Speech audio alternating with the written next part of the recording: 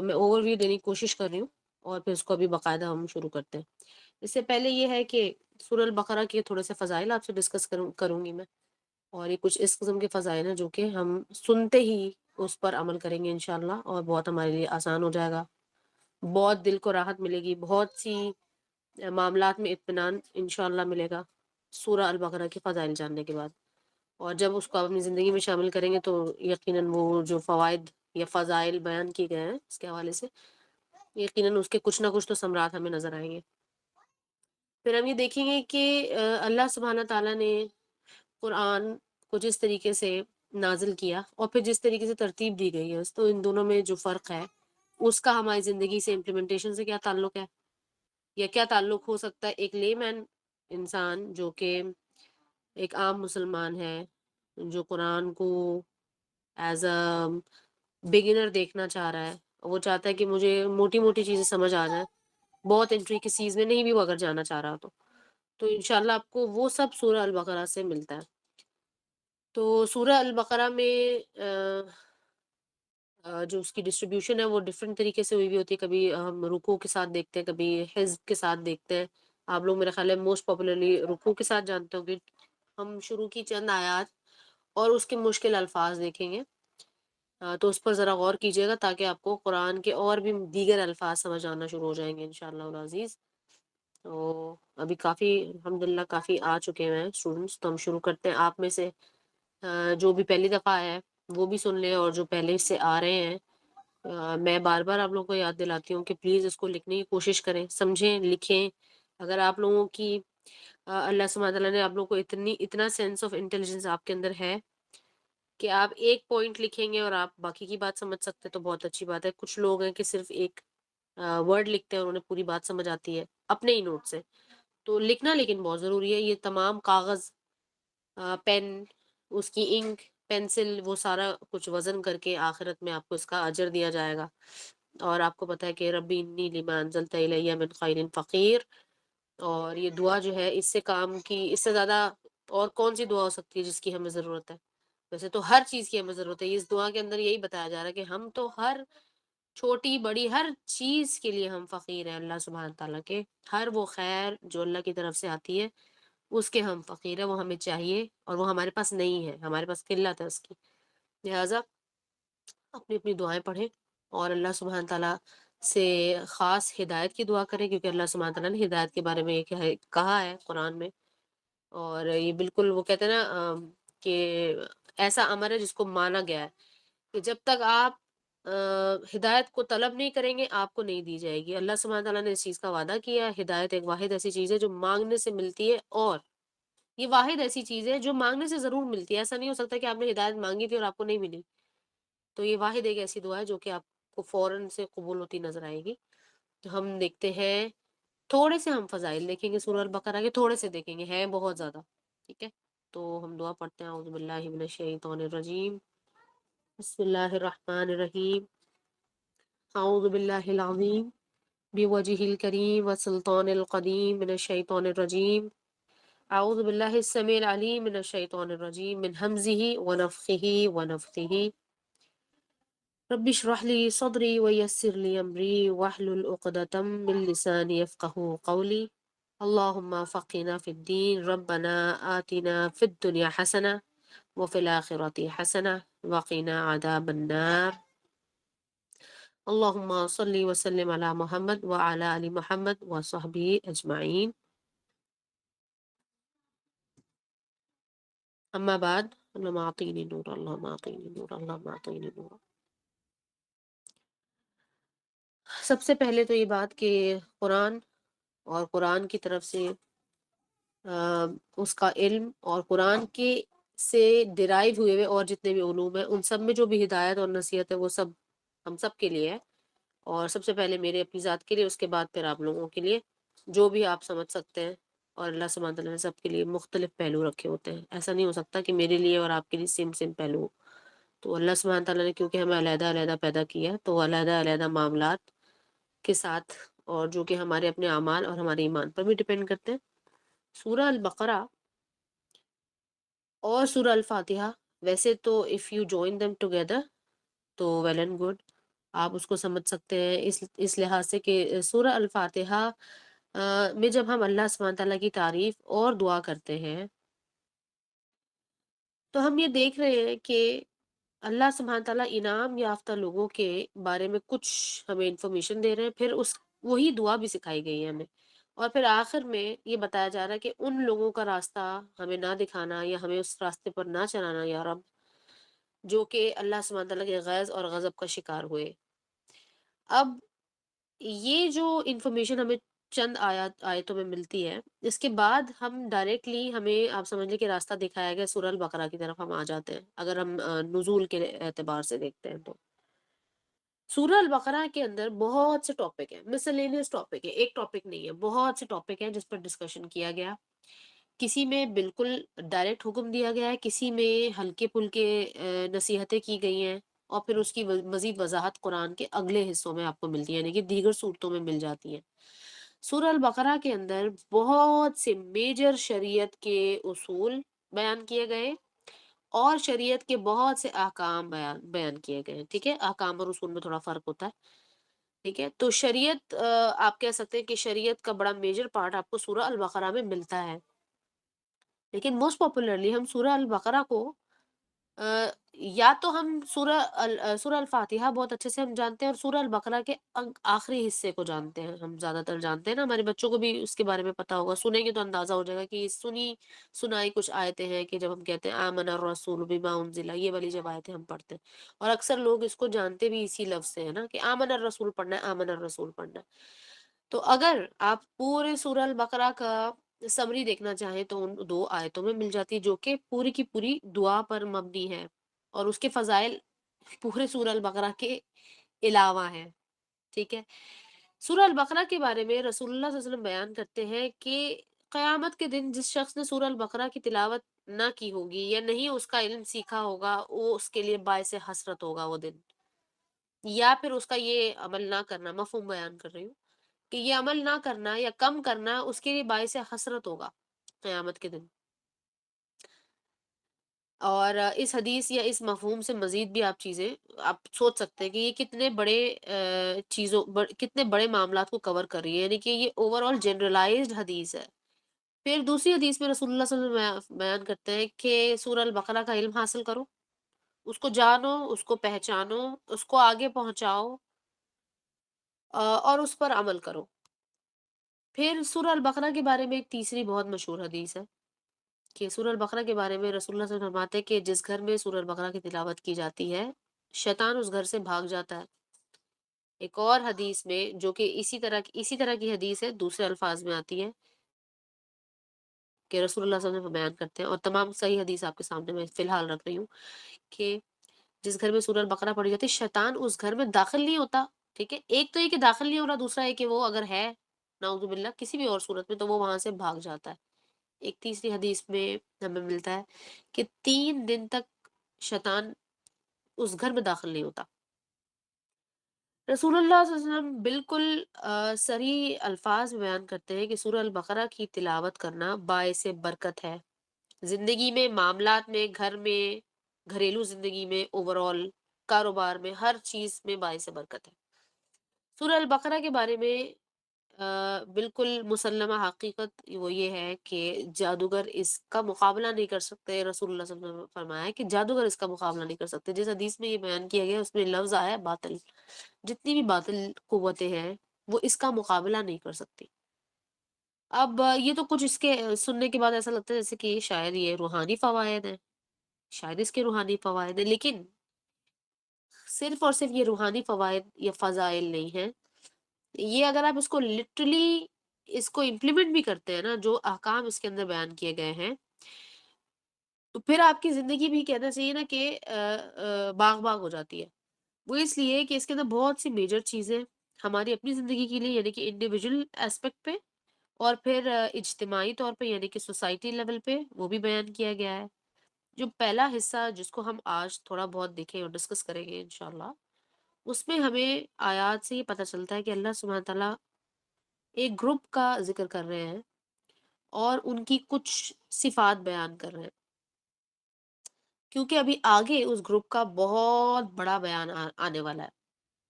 اور وہ جو بیان ہے وہ صرف اور صرف سورہ البقرہ نہیں بلکہ تمام سورتوں پر محیط ہے، یعنی کہ ہم سمجھ گئے کہ یہ حضرت موسیٰ علیہ السلام کی قوم کے بارے میں ہے۔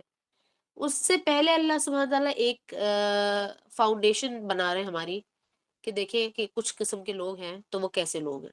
اس سے پہلے ہم نے دیکھا کہ سورہ الفاتحہ میں اللہ سبحانہ تعالیٰ نے ضالین کے بارے میں اور انعام یافتہ لوگوں کے بارے میں کچھ بیان کیا، جو کہ صرف اور صرف ہمیں یہ پتہ چلتا ہے کہ انعام یافتہ ایک گروپ ہے اور ایک پھر ضالین میں سے ایک گروپ ہے، لیکن ہم یہ نہیں جانتے کہ یہ گروپ کی کیا صفات ہو سکتی ہیں، تو کیا ہم اس گروپ میں فال کرتے ہیں، اور اگر ہمیں اس خاص ملعون گروپ میں نہیں جانا تو پھر اس کے کیا محرکات ہو سکتے ہیں، یعنی کہ ہم اس کے کیا ایٹریبیوٹس ہو سکتے ہیں کہ ہم وہ چیز نہ کریں، وہ چیز اس صورت میں بیان نہیں کی گئی۔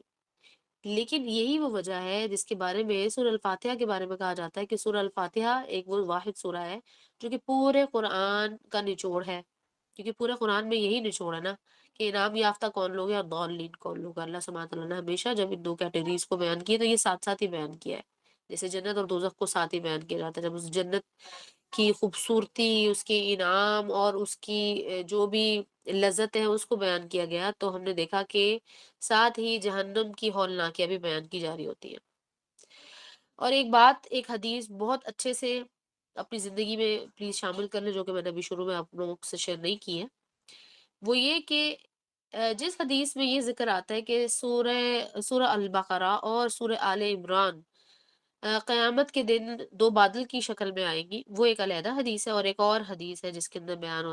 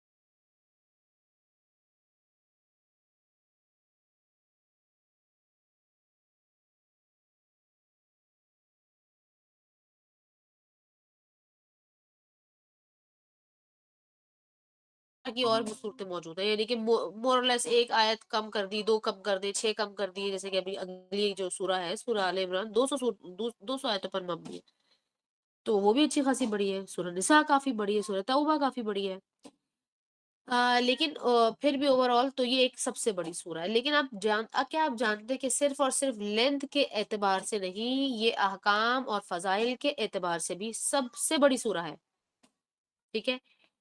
تو کیا آپ میں سے کوئی ہے جو ان دونوں صورتوں کو روزانہ پڑھتا ہوگا، یا آپ نے کبھی زندگی میں کسی ایسے شخص کو دیکھا ہے جو روز پڑھتا ہے؟ کیا یہ اس کے لیے ممکن ہے ان دونوں صورتوں کو روزانہ کی بنیاد پہ پڑھنا؟ کوئی بتائے گا پلیز؟ نہیں، ڈیلی تو نہیں پڑھی جا سکتی۔ سورہ بقرہ کا آخری رکوع تو پڑھ سکتے ہیں لیکن پوری تو نہیں پڑھی جا سکتی۔ کیوں کیوں نہیں پڑھی جا سکتی؟ ہم اچھے مسلمان نہیں ہیں کیا اس لیے؟ اس کو لیکن روز، پڑھنے کے لیے ہاں جی، اس کو پڑھنے کے لیے ایک اسٹریٹجی بھی استعمال کی جا سکتی، جیسے اس کے روزانہ کے حساب سے اس کے بالکل فوائد بالکل، بتائیے یہ اسٹریٹجی بتائیے۔ کہ ہر روز اس کے کچھ جس طرح کنٹینیوس، جس طرح آپ اس کو اس طرح سٹارٹ کریں کہ آپ ایک ہفتے میں اس کو مکمل کر لیں، 5 دن میں مکمل کر لیں یا 4 دن میں مکمل کر لیں، اس طریقے سے بھی اس کو پڑھا جا سکتا ہے، اور اس کے فائدے جو ہیں आगे से आगे मल्टीप्लाई होते जाएँगे, मतलब वो डेज़ जिस तरह आपने बोला ना कि 2 दिन 3 दिन तक शैतान घर में नहीं आता, तो वो जी, मल्टीप्लाई होते-होते डेज़ में वो फिर आगे से आगे जो है वो बढ़ता जाएगा। बिल्कुल, बिल्कुल। अच्छा, अमन ने ये सजेस्ट किया कि अगर 5 उसको उसपे कर दिया जाए डिस्ट्रीब्यूट नमाज़ों में तो पढ़ा जा सकता है। फिर तो सूरह आल इमरान रह जाएगी ना। अच्छा, इसलिए अब देखिए जब इस तरह की चीज़ें आती हैं ना हमारे सामने तो हमें लगता है कि बर्डन आ गया क्योंकि ज़ाहिर है नफ्स है। नफ्स यानी कि हमारी जो हमारा जो कॉन्शियस है, वो नहीं चाहता कि कोई भी बर्डन उठाए या बर्डन उस तक आए। यही वजह है कि जब सुबह उठना होता है तो हमें बहुत तकलीफ होती है। चाहे वो कोई कितना ही डिसिप्लिन, कितना ही ज़िम्मेदार इंसान हो, मर्द हो, औरत हो, बच्चा हो, बड़ा हो, हर शख्स को ये ज़रूर तकलीफ होती है कि सुबह मैंने उठना है। वो इसलिए कि सुबह उठते ही, आँख खुलते ही जैसे ही उसका दिमाग फ़ौरन हाज़िर होगा, उसे याद आ जाएगी कि मेरी वो ज़िम्मेदारी है, मुझे वो काम है, किसी की कॉल आनी है, कहीं आपने जाना है, किसी को जवाब देना है, फलाँ दिन आने वाला है, तो 1 दिन और कम हो गया, ठीक है? नफ्स पर बोझ आता है। इसी तरह से जब अहकाम शरीयत हम समझने की कोशिश कर रहे होते हैं, तो हमें लगता है नफ्स पर बोझ आ रहा है। तो हम क्या करते हैं, भाग जाते हैं। पहली हमारी हम फ्ली कर जाते हैं। हालाँकि अल्लाह सुब्हानहू व तआला ने फरमाया फ़फ़िर्रू इलल्लाह, मेरी तरफ दौड़ कर आओ, ना कि मेरे से भाग जाओ, ठीक है? बहरहाल तो इंसान चाहता है, एक इंसान की बात हो रही है, मुसलमान की तो बात नहीं हो रही इस वक़्त। ओवरऑल इंसान चाहता है कि मेरे नफ्स पर किसी किस्म का कोई बोझ ना आए, ठीक है? अब जब आप कुरान से जुड़ते हैं तो नफ्स पर सबसे पहला बोझ उस ये होता है कि आपने समझना है और समझने के बाद आपने उस पर इम्प्लीमेंट भी करना है। ये है असल बात। जब रसूलुल्लाह सल्लल्लाहु अलैहि वसल्लम हमें ये नसीहत कर रहे हैं हदीस में कि सूरह अल बकरा का इल्म हासिल करो, तो इल्म का मतलब है इल्म को अगर आप डायरेक्ट ट्रांसलेट करते हैं या उसको उसके लफ्ज़ को समझने की कोशिश करते हैं तो उसका मतलब बनता है स्टडी, ठीक है? स्टडी करना। रीड करना नहीं बनता, वो बनता है स्टडी करना। तो फिर जैसे-जैसे उसमें जो भी अहकामात आते जाएँगे, वो हमें इम्प्लीमेंट भी करना है। अब ये तो बहुत बड़ा बोझ है। हम कह रहे हैं इस वक़्त कि हमें अगर इसको रोज़ाना की बुनियाद पे पढ़ना है, हालाँकि जो हदीस मैंने आपको बयान की, उसमें ये नहीं लिखा कि रोज़ पढ़ने वाला। बस ये बयान किया गया कि सूरह आले इमरान और सूरह अल बकरा पढ़ने वाला जो शख्स है, उसके लिए ये सिफ़ारिश करेंगी, शफ़ाअत करेंगी या उसके लिए झगड़ा करेंगी आकर, ठीक है? झगड़ा करेंगी आके, गवाही देंगी कि ये हमारा पढ़ने वाला था। तो इसमें हमें क्या लग रहा है क्योंकि मैंने कहा ना कि नफ्स जो है ना सबसे पहले वो बोझ वाला एंगल देखता है। अच्छा ये अब एक और चीज़ ये भी मेरी ज़िंदगी में आ जाएगी, उसे लगेगा रोज़। आपने रोज़ नहीं करना। आप इसको अपने हिसाब से, अपनी कन्वीनियंस से इसको पढ़ें, इसको समझने की कोशिश करें, जितना समझ आता है उतना समझें, आगे चलें। लेकिन ये हमारी रोज़ की ज़िंदगी में कहीं न कहीं होना चाहिए। अगर एक ही हिस्सा बेशक आप बार-बार रिपीट करते जाएँ, ये काफ़ी है हमारे ज़िंदगी में बरकत के लिए। और जब बरकत की बात आती है, तो याद रखें कि बरकत से क्या होता है कि चीज़ें बढ़ें या ना बढ़ें, लेकिन आपको फ़ायदा इतना ही होता है जितना ज़्यादा चीज़ का होता है। ठीक है? यानी कि आपको फ़ायदा 5 किलो का होगा, बेशक आपके पास चीज़ 100 ग्राम की होगी। This is like that. बरकत एक्चुअली इसको कहते हैं, बरका इसको कहते हैं। ठीक है? तो जब आप सूरह अल बकरा की तिलावत करेंगे और रसूलुल्लाह सल्लल्लाहु अलैहि वसल्लम ने फरमाया कि बाइसे बरकत है। तो जब बरकत होगी तो इंशाल्लाह आपके पढ़ने के टाइम में बरकत होगी, आपके समझने के वक़्त में बरकत होगी, आपके इल्म हासिल करने का जो आपके अंदर क्यूरियोसिटी है उसमें बरकत होगी। आपकी इम्प्लीमेंटेशन आसान हो जाएगी, दीन आसान हो जाएगा और वो वक़्त आपका बढ़ता जाएगा। बिल्कुल उसी तरह जिस तरह से नमाज़ वक़्त पर अदा करने वाले की जो मामलात हैं, उस ज़िंदगी के ओवरऑल जो पूरे दिन के मामलात होते हैं, उसमें भी बरकत हो जाती है। ठीक है? तो ये तो कुछ फ़ज़ाइल और कुछ बरक़ात हैं। तो सबसे पहली चीज़ जो हमने आज सीखी है ना, वो ये है कि हमें इन 2 सूरतों को पढ़ना चाहिए और इसको आप उलमा जो आजकल के उलमा, उन्होंने इस चीज़ को बयान किया हमारे लिए आसान किया, उम्मत के लिए। वो कहते हैं कि इसको आप 1 हफ़्ते पर डिस्ट्रीब्यूट करके पढ़ें। यानी कि आज आपने एक हिस्सा पढ़ा, अगले दिन अगला हिस्सा, फिर उसके अगले दिन अगला हिस्सा पढ़ें। ठीक है? और फिर आप उसको 8th डे दोबारा से शुरू कर दें। फिर हमारी टीचर्स ने हमें जो तरीका सिखाया, लेकिन मैं इसलिए नहीं वो तरीका आपको कहूँगी क्योंकि उसका ताल्लुक बहुत ज़्यादा हद तक एक्चुअली हिफ्ज़ से भी था। क्योंकि हम हिफ्ज़ कर रहे थे तो इसलिए भी उन्होंने हमें ये तरीका सिखाया था, ताकि हमारा रिविज़न भी होता जाए और इसके फ़ज़ाइल भी हमें मिलते जाएँ। लेकिन हमने देखा جب میں نے اس کے فضائل پڑھے اور سنے تو میں نے اپنا حفظ بجائے یہ کہ میں جز اماں سے آگے جاتی، میں جز اماں کے بعد میں نے سورہ البقرہ سب سے پہلے حفظ کیا تھا. تو مجھے ایسا لگتا ہے کہ اس سے واقعی میں یہ برکات مجھے ملی ہیں کہ میں بہت سی چیزیں جو شاید بہت سال لگ جاتے میں نے شاید جلدی کر لی. یہ مجھے لگتا ہے. تو بات وہی ہے کہ جتنا آپ سمجھیں گے، جتنا آپ کا ایمان ہوگا، اتنا آپ اس کا فائدہ حاصل کر سکتے ہیں. اس کا نہیں، اوور آل تمام چیزوں کا. ایمان کا تعلق میں وہ والے دین والے ایمان کی بات نہیں کر رہی ہوں.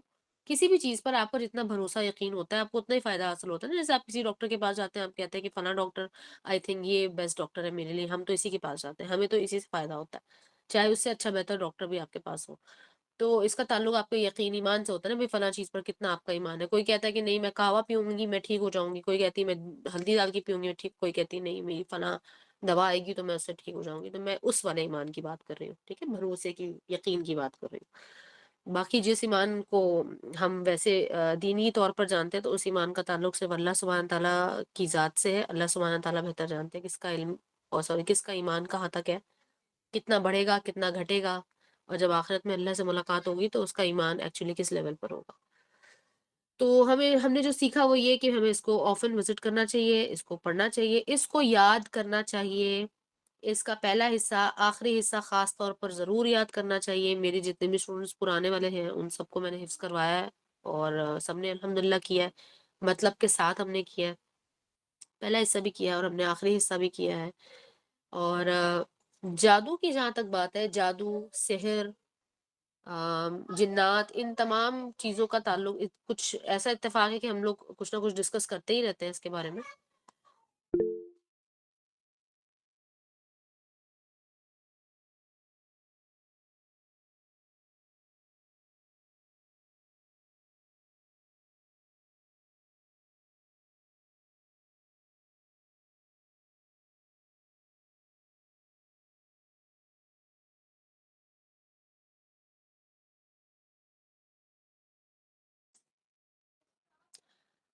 ہاں جی. تو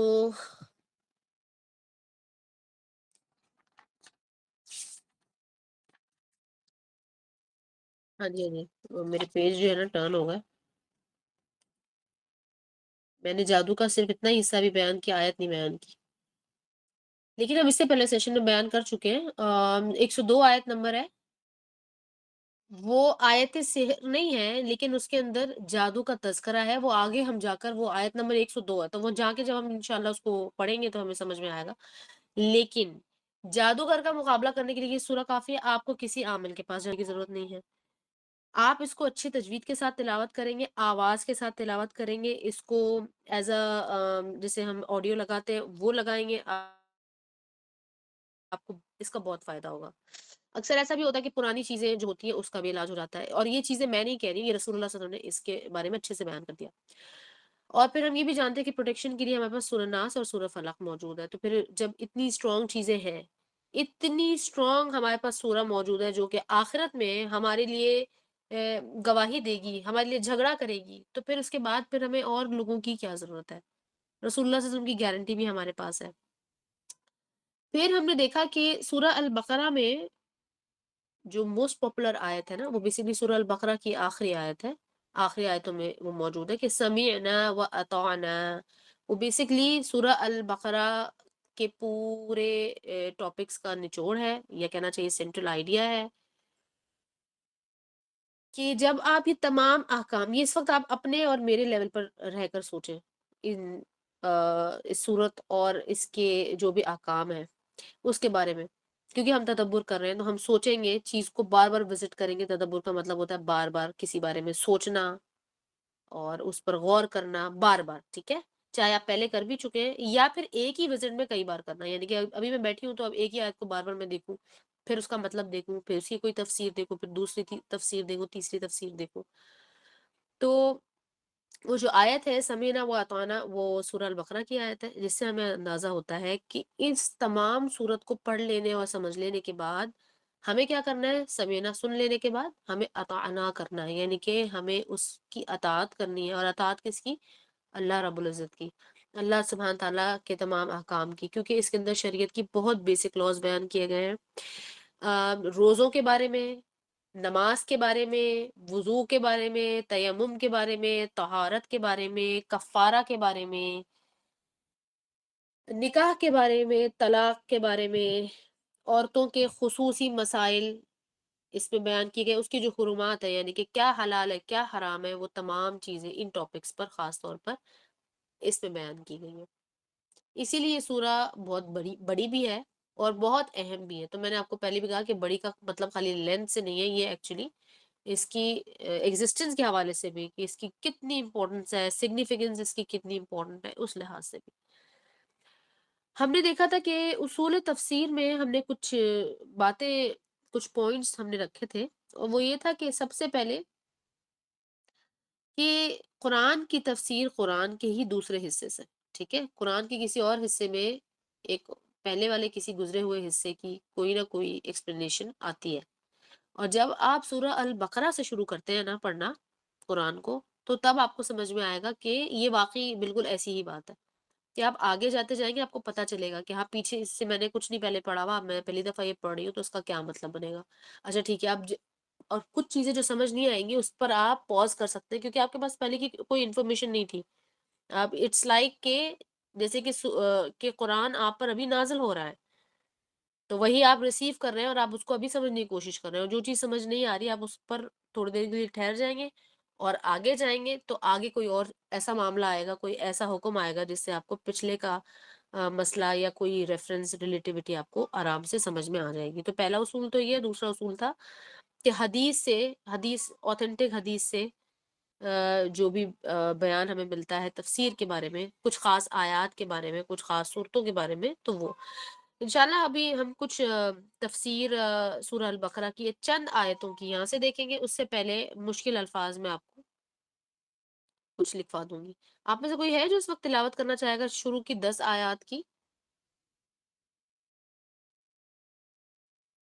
کوئی ہے آپ میں سے؟ میں چاہتی ہوں آپ میں سے کوئی تلاوت کرے، ان سے آپ کریں نا۔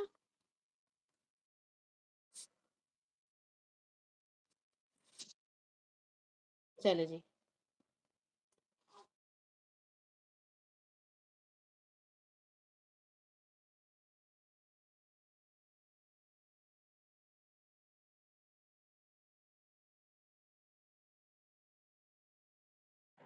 سورہ بقرہ کی کرنی ہے؟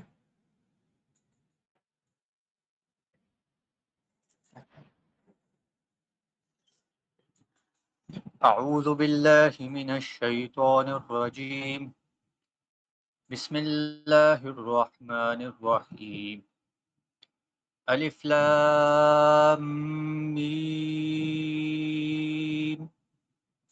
ذالک الکتاب لا ریب فیہ ھدی للمتقین الذین یؤمنون بالغیب ویقیمون الصلاة ومما رزقناہم ينفقون والذین یؤمنون بما انزل الیک وما انزل من قبلک وبالآخرة هم یوقنون أولئك على هدى من ربهم وأولئك هم المفلحون إن الذين كفروا سواء عليهم أأنذرتهم أم لم تنذرهم لا يؤمنون ختم الله على قلوبهم وعلى سمعهم وعلى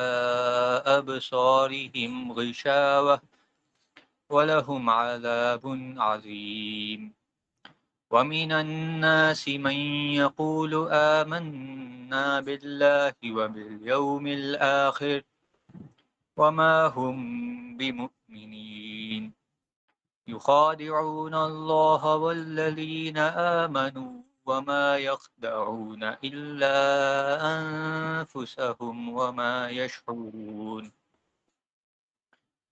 في قلوبهم مرض فزادهم الله مرضا ولهم عذاب أليم بما كانوا يكذبون صدق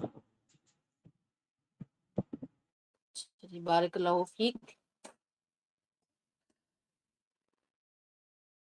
اچھا جی، یہاں پر ماشاءاللہ بہت اچھے سے پڑھا، بہت واضح اور بہت بہترین تلاوت. اللہ سبحانہ تعالیٰ آپ کو اور بھی اس میں آگے نکل جائے خیر میں. اچھا جی، کچھ الفاظ دیکھیں گے ہم، جیسے کہ لفظ ہے غشاوہ. ٹھیک ہے، کچھ الفاظ میں نے نکالے ہیں اس میں، اور اگر اس کے علاوہ بھی کوئی الفاظ ہیں، چاہے وہ جتنے بھی بیسک ہوں، اگر آپ میں سے کوئی پوچھنا چاہے ضرور یہاں کلاس میں پوچھیں تاکہ باقی سب لوگ بھی اس کو سن لیں. ٹھیک ہے، میں کچھ موٹے موٹے الفاظ کا چاہتی ہوں کہ ہو جائے. غشاوہ لفظ آیا ہمارے سامنے، تو ہم نے دیکھا کہ غشاوہ، آئی ہوپ کہ آپ لوگ اتنی بیسک اردو تو جانتے ہوں گے، کیونکہ ظاہر ہے ہم تو ویسے بھی نیٹو ہے نا، اردو اسپیکر ہیں ہم لوگ، تو ہماری ایک نارمل اسپوکن اردو جو سلینگ ہوتی ہے اس کے علاوہ بھی ہماری نالج تھوڑی بہتر ہونی چاہیے نا، ایک میڈیم لیول پہ تو ہونی چاہیے. تو غشاوہ لفظ جو ہے وہ اردو میں بھی آپ کو مل جاتا ہے، تھوڑی سی گاڑی اردو میں یا جہاں آپ لٹریچر وغیرہ پڑھ رہے ہوتے ہیں وہاں مل جاتا ہے. غشاوہ کا مطلب ہوتا ہے پردہ. ٹھیک ہے، پردہ، یا پھر اکثر ایسا بھی اس کا مطلب ہوتا ہے جیسے کہ انویلپ ہم کہتے ہیں نا، انویلپ، یا پھر غلاف. ٹھیک ہے، غلاف کہتے ہیں اردو میں. تو غلاف کیسا ہوتا ہے؟ It's like a cover, like an envelope. ایسا کور ہے جو کہ اوپر سے نہیں چڑھا ہوا ہوتا، وہ پورا اطراف سے کورڈ ہوتا ہے. ٹھیک ہے نا، ایسا کور جو کہ اچھے سے پراپر طریقے سے انویلپ کرے کسی چیز کو. ٹھیک ہے جی، غشاوہ کا مطلب یہ ہوتا ہے. اس کا روٹ ورڈ، سوری، اس کے روٹ لیٹرز کیا ہیں؟ غین، شین اور یا ملیں گے، اور غشی جو لفظ ہم کہتے ہیں نا، غشی طاری ہو گئی اس پہ. تو جب کسی شخص پر غشی طاری ہوتی ہے تو کیا ہوتا ہے؟ اس کو ہم کہتے ہیں نیند سی آ گئی، یا پھر تھوڑی دیر کے لیے کچھ وہ بھول گیا، سستی اس پر چھا گئی، یا اس کا ذہن اس ٹائم کے لیے معوف ہو گیا، بند ہو گیا، یا جسم پہ پورے پہ سستی اور نیند طاری ہو گئی. ٹھیک ہے، تو طاری ہونے کا مطلب بیسیکلی یہ ہوتا ہے کہ پوری چیز کو، کسی چیز کو کور کر لینا. ٹھیک ہے، تو یہ غشی اسی سے نکلا ہے. پھر ہم نے دیکھا کہ ایک لفظ ہے ختم اللہ. یہ جو لفظ آیا تو ختم کا مطلب ہرگز ختم وہ والا ختم نہیں ہوتا، فنش جو ہمارا اردو میں ہوتا ہے. جہاں پر اردو لینگویج کے بہت سے ہمیں ایڈوانٹیجز ملتے ہیں، تو کبھی کبھار کچھ الفاظ ایسے بھی ہیں عربی اور اردو میں جو کہ بالکل ہی متضاد ہیں، بالکل اس کا وہ ہرگز مطلب نہیں ہے جو کہ ہماری اردو لینگویج میں مطلب ہوتا ہے. ٹھیک ہے، جیسے کہ میں آپ کے سامنے رکھتی ہوں، ہم کیا کہتے ہیں؟ مفلس اردو میں کہتے ہیں نا، مفلس، بندہ مفلس ہے. تو اس کا کیا مطلب ہوتا ہے مفلس کا؟ بڑی مفلسی چھائی ہوئی ہے، ہم کہتے ہیں اکثر مذاق میں بھی کہتے ہیں کچھ لوگ، واقعی مفلس ہے، کہ غریب ہے، مفلس ہے فلاں بندہ. بینکرپٹ، بینکرپٹ کا مطلب بھی ایکسپلین کریں اب عمر.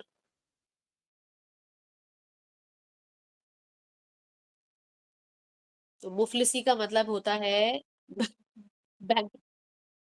ہاں کچھ نہ بالکل، ہاتھ میں ہونا، مطلب بالکل. ہاں جی بالکل. لیکن آپ کو پتا ہے کہ مفلس لفظ کس سے نکلا ہے؟ مفلس کا مطلب ہے ایسا شخص جس کے پاس فلوس ہو. عربی میں فلوس منی کو کہتے ہیں. عربی میں فلوس کا مطلب ہے پیسے. میں کہوں گی معافی فلوس، میرے پاس پیسے نہیں ہے، اور اگر میں مفلس ہوں تو اس کا مطلب ہے میں پیسے والی ہوں. ٹھیک ہے، تو یہ بالکل دیکھیں کتنا اپوزٹ مطلب نکلا. اسی طرح سے لفظ ختم جو آیا یہاں پر، تو ختم کا مطلب یہ نہیں تھا کہ فنش ہو گئی کوئی چیز، کمپلیٹ ہو گئی، اینڈ پہ پہنچ گئی. ہاں، لیکن اس سے کچھ ملتا جلتا ہے، لیکن اس کو آپ نے یاد رکھنا ہے ان آیات میں. اس کا مطلب ہے کہ مہر لگا دینا یا پھر سیل کر دینا، اس کے بعد اب کچھ نہیں ہوگا. ٹھیک ہے، لیکن ختم کا مطلب یہی رکھنا ہے آپ نے. اسی طرح سے تمام کا مطلب آل ان آل نہیں ہوتا، تمام کا مطلب ہوتا ہے اینڈ ہو جانا. ٹھیک ہے، لیکن تمام کا مطلب یہ بھی عربی میں ہوتا ہے، قرآن میں بھی آئے گا کہ سارے اپنے سٹیجز سے گزرنے کے بعد، کمپلیٹ ہونے کے بعد فنش ہو جانا، نہ کہ انکمپلیشن میں فنش ہو جانا. ٹھیک ہے، یہ تھوڑی سی تھوڑی انسائٹ ہے کچھ اور الفاظ میں. پھر ایک لفظ آیا یخادعون. یخادعون نکلا ہے. اگر آپ اس لفظ کو دیکھیں گے تو آپ یا کو علیحدہ کر دیں گے اور واو نون کو علیحدہ کر دیں گے. جتنے بھی اس طرح کے اس پیٹرن کے الفاظ آئیں گے نا، ان کو ہم نے ہمیشہ آپ نے اسی طرح سے دیکھنا ہے، اور انشاءاللہ اس کو مزید ڈیپ انسائٹ آپ کو عربی کی کلاس میں مل جائے گی. اور تفسیر سیکھتے سیکھتے یہ بھی بہت سی چیزیں جو آپ سمجھ پائیں گے. یا کو علیحدہ کر دیجئے، واو نون کو علیحدہ کر دیں. واو نون بہت زیادہ میجورٹی کیسز میں، یا آپ کہہ سکتے ہیں کہ 99% کیسز میں وہ پلورل کو ہی ریپرزینٹ کر رہا ہوتا ہے. پلورل کا مطلب ہے کہ دو سے زیادہ، ٹھیک ہے، دو نہیں، دو سے زیادہ ہمیشہ عربی میں یہی مطلب ہوتا ہے. تو یہاں پر ایک خاص گروپ کی بات ہو رہی ہے، اور یا کو علیحدہ کرنا، یا پروناؤن کے لیے استعمال ہوتا ہے، ضمیر کے طور پر استعمال ہوتا ہے. تو ہمارے پاس رہ جاتا ہے روٹ لیٹرز رہ جاتے ہیں خا، دال اور عین، ٹھیک ہے. خدع، دھوکہ دینا، ٹھیک ہے. یخادعون، یا کا مطلب ہوتا ہے وہ اور دھوکہ دینے والے ہیں، ٹھیک ہے. دھوکہ دینے والی ایک خاص گروپ ہے، اس کی بات ہو رہی ہے. پھر ہے لفظ لام قاف واو، لقو، لقو الذین، یہ جو آیا یہ آگے آئے گا ویسے، لیکن لام قاف یا کو آپ دیکھیے گا کہ لقی، القا، میں پہلے بھی ایک کلاس میں بیان کر چکی ہوں کہ اس کا مطلب ہوتا ہے ملاقات کرنا، اور یہاں پر اللہ تعالیٰ سے ملاقات کی بات ہو رہی ہے. پھر شیطان سے ملاقات کی بھی بات ہو رہی ہے.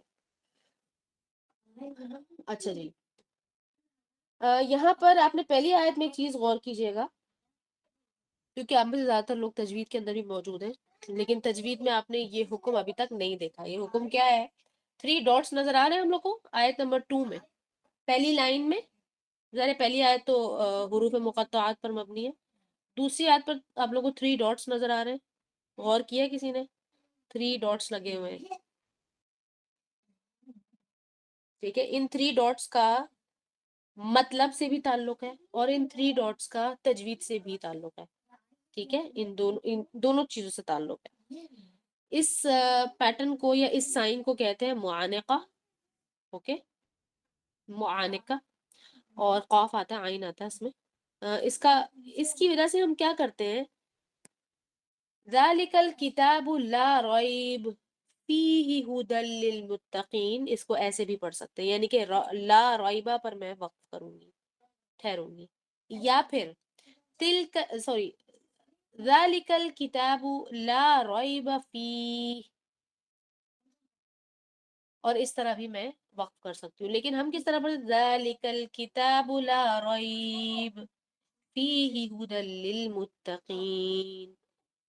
آپ میں سے جس نے انگلش میں کلوزز پڑھے ہوں گے ان کو پتا ہوگا، اور اسی طرح سے پنکچویشن کی وجہ سے بھی اکثر پتہ ہے نا آپ کو کہ غلط جگہ کوما لگانے سے بات کچھ کی کچھ بن جاتی ہے. تو معانقہ کا تقریباً اسی طرح کا کچھ مطلب بنتا ہے، لیکن تجوید کے لحاظ سے اس پر ان دونوں میں سے کسی ایک پر ٹھہرنا لازم ہے، ٹھیک ہے. کسی ایک پر ٹھہرنا ہے، یعنی کہ اگر آپ پہلے پہ ٹھہرے ہیں تو پھر دوسرے پہ نہیں ٹھہریں گے، اور اگر آپ پہلے کو چھوڑ دیا آپ نے تو آپ نے دوسرے پر لازم ٹھہرنا ہے، ٹھیک ہے، وقف کرنا ہے.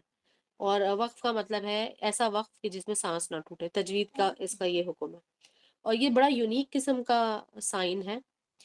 یہ بہت بار نہیں آیا لیکن کافی دفعہ آیا ہے.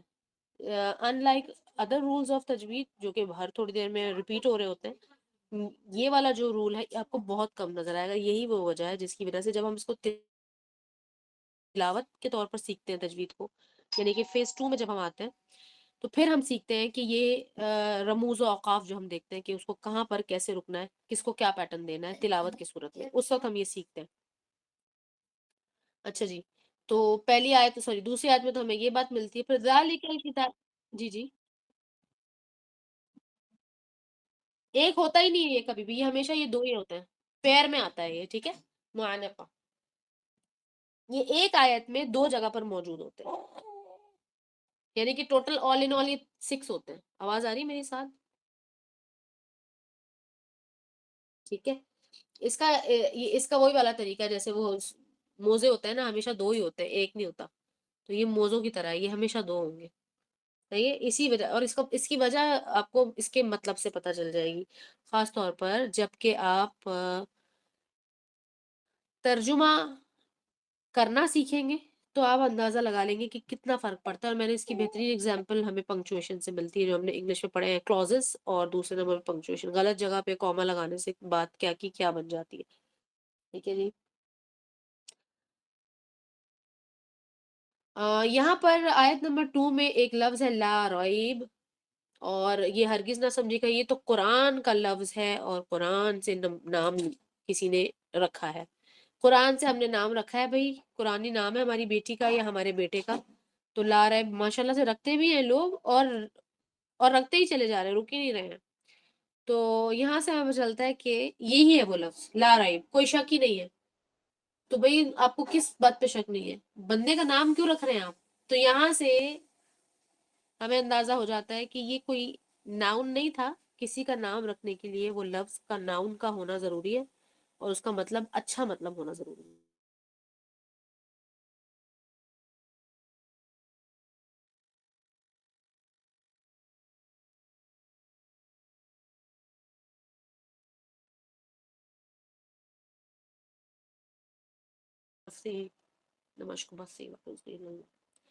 اچھا جی، تو یہاں پر لا ریب کا مطلب دیکھیے گا، لا لام الف لا، جس نے تفسیر کی کلاس کے شروع کے 2 لیٹر ورڈز کے معنی لکھے ان کے پاس تو یہ مطلب ہوگا کہ لا کا مطلب ہوتا ہے نہیں، ٹھیک ہے۔ اس کا عربی گرامر میں جو اصول ہیں اس کے بڑے اہم محرکات ہیں۔ محرکات کا مطلب ہوتا ہے کہ کس قسم کے ورڈز سے پہلے لا آئے گا تو مطلب کیا بنے گا، اور کس قسم کے بعد آئے گا تو مطلب کیا بنے گا۔ لیکن لام الف زبر لا کا مطلب ہمیشہ ایک ہی رہتا ہے، اس لفظ کا مطلب بدل جائے گا۔ مطلب کیسے کہ حکم میں کتنا زیادہ انٹینسٹی آتی ہے وہ لام الف کے آگے یا پیچھے ہونے سے، اسی طرح سے میم الف زبر ما کے آگے یا پیچھے ہونے سے فرق پڑتا ہے۔ یہ سب چیزیں آپ انشاءاللہ عربی کی کلاس میں سیکھیں گے اور آپ کو اندازہ ہوتا جائے گا یہ کتنی اہم ہے۔ فی ہی ہدن، اور یہ ہدن کا مطلب ہے ہدایت، للمتقین یہاں پر لفظ آیا متقین، فور متقین، لل کا مطلب ہوتا ہے فور لیے، متقین گروپ آف پیپل جن کو ہم تقوی والا کہتے ہیں، ٹھیک ہے۔ تقوی لفظ کو سمجھتے ہیں آج ہم۔ لفظ تقوی کے کیا معنی؟ ہم کہتے ہیں اتق اللہ، اکثر آپ نے دیکھا ہوگا کہ اکثر ہم کہہ رہے ہوتے ہیں، کوئی مولوی حضرات کسی کو کہتے ہیں اتق اللہ، اللہ سے ڈرو، تو تقوی کا مطلب ڈرنا ہے اللہ سے، ایسا ہی ہے؟ میں ٹھیک کہہ رہی ہوں یا میں نے غلط کہا ہے؟ تقوی کا مطلب اللہ سے ڈرنا ہے،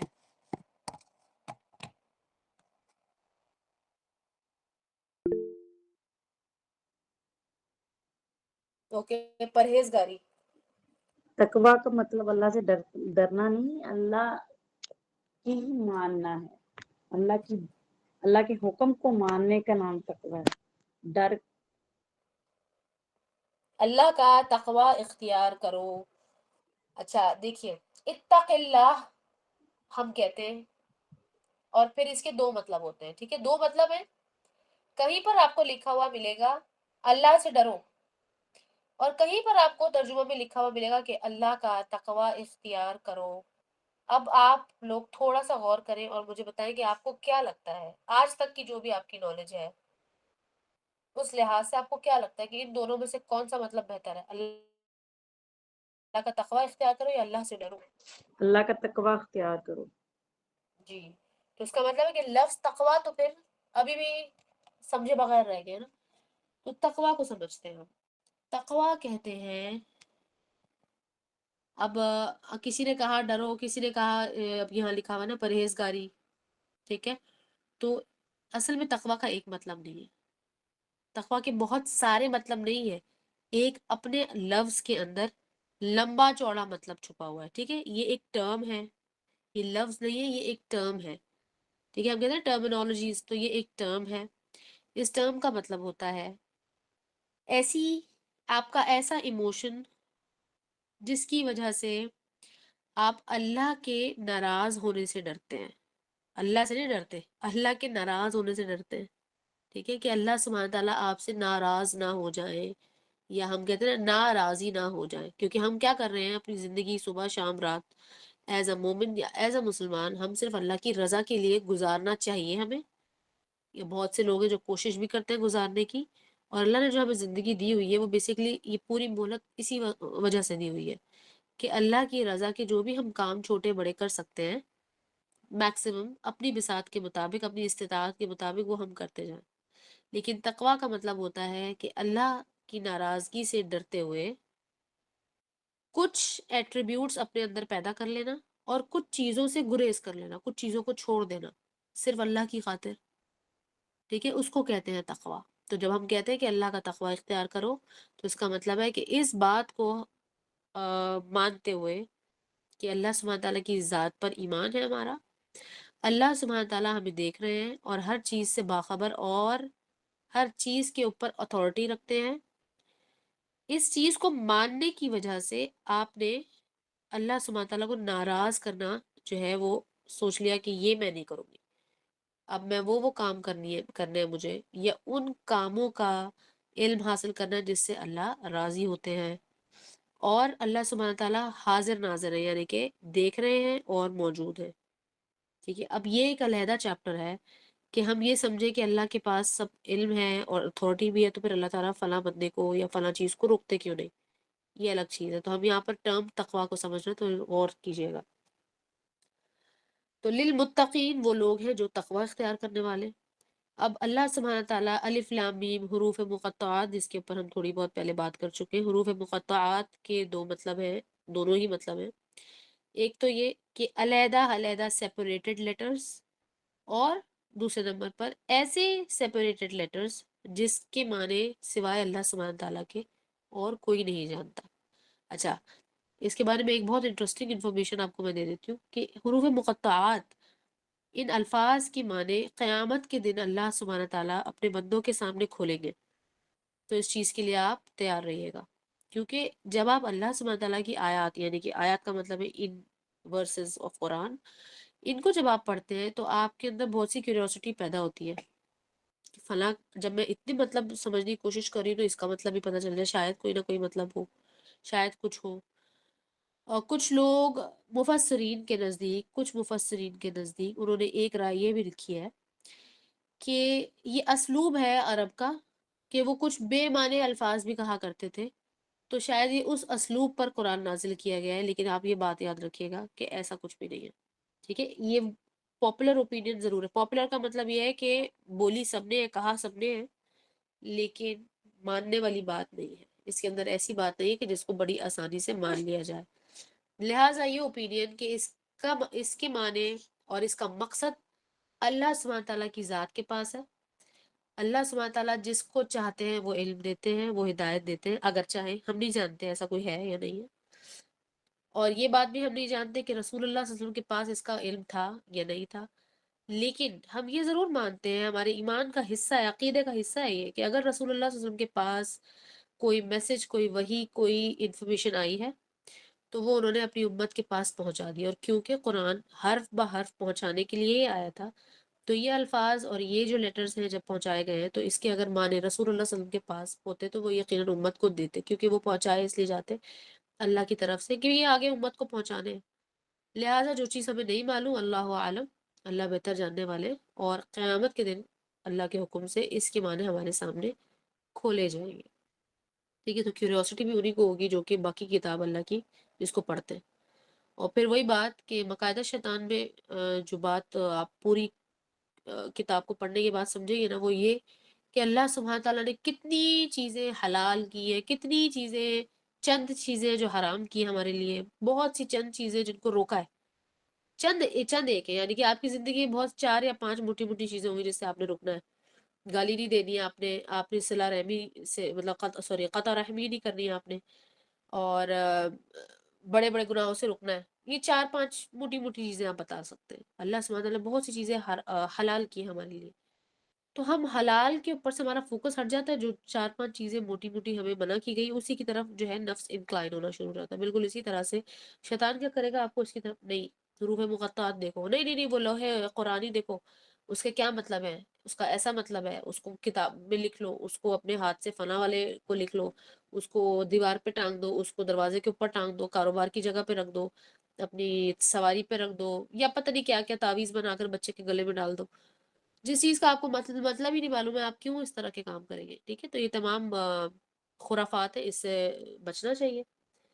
اس کے علاوہ جو پورا قرآن ہے جو کہ ہزاروں الفاظ پر مشتمل ہے، ان کے معنی جاننے کی کوشش کرنی چاہیے اور اس پر اللہ سبحانہ تعالیٰ سے ہدایت مانگنی چاہیے. اللہ سبحانہ تعالیٰ نے قرآن میں صاف صاف فرمایا، جہاں پر اللہ سبحانہ تعالیٰ کہتے ہیں کہ اللہ ذو الفضل العظیم، اللہ سبحانہ تعالیٰ سب سے عظیم فضل والا ہے، فیور دینے والا اللہ ہے. اللہ تعالیٰ جس کو چاہتے ہیں فیور دیتے ہیں، جس کو چاہتے ہیں نہیں دیتے فیور. ٹھیک ہے، اسی طرح سے سیم پیٹرن پہ اللہ سبحانہ تعالیٰ نے فرمایا کہ جس کو چاہتے ہیں اللہ ہدایت دیتے ہیں اور جس کو چاہتے ہیں اللہ گمراہ کر دیتے ہیں. بالکل اسی طرح سے قرآن کو جب ہم پڑھتے ہیں اور ہم تعوذ کس لیے پڑھتے ہیں؟ تاکہ شیطان بیچ میں آ کر تھوڑی بہت چینجنگ ہمارے دماغ میں ٹیڑھا پن ڈالنے کے ساتھ، دل میں ٹیڑھا پن ڈالنے کے ساتھ پھر ہمارے لیے وہ معنی بھی بدل سکتا ہے، یا ہمیں امپلیمنٹیشن پہ ہم کوئی بڑی غلطی کر سکتے ہیں۔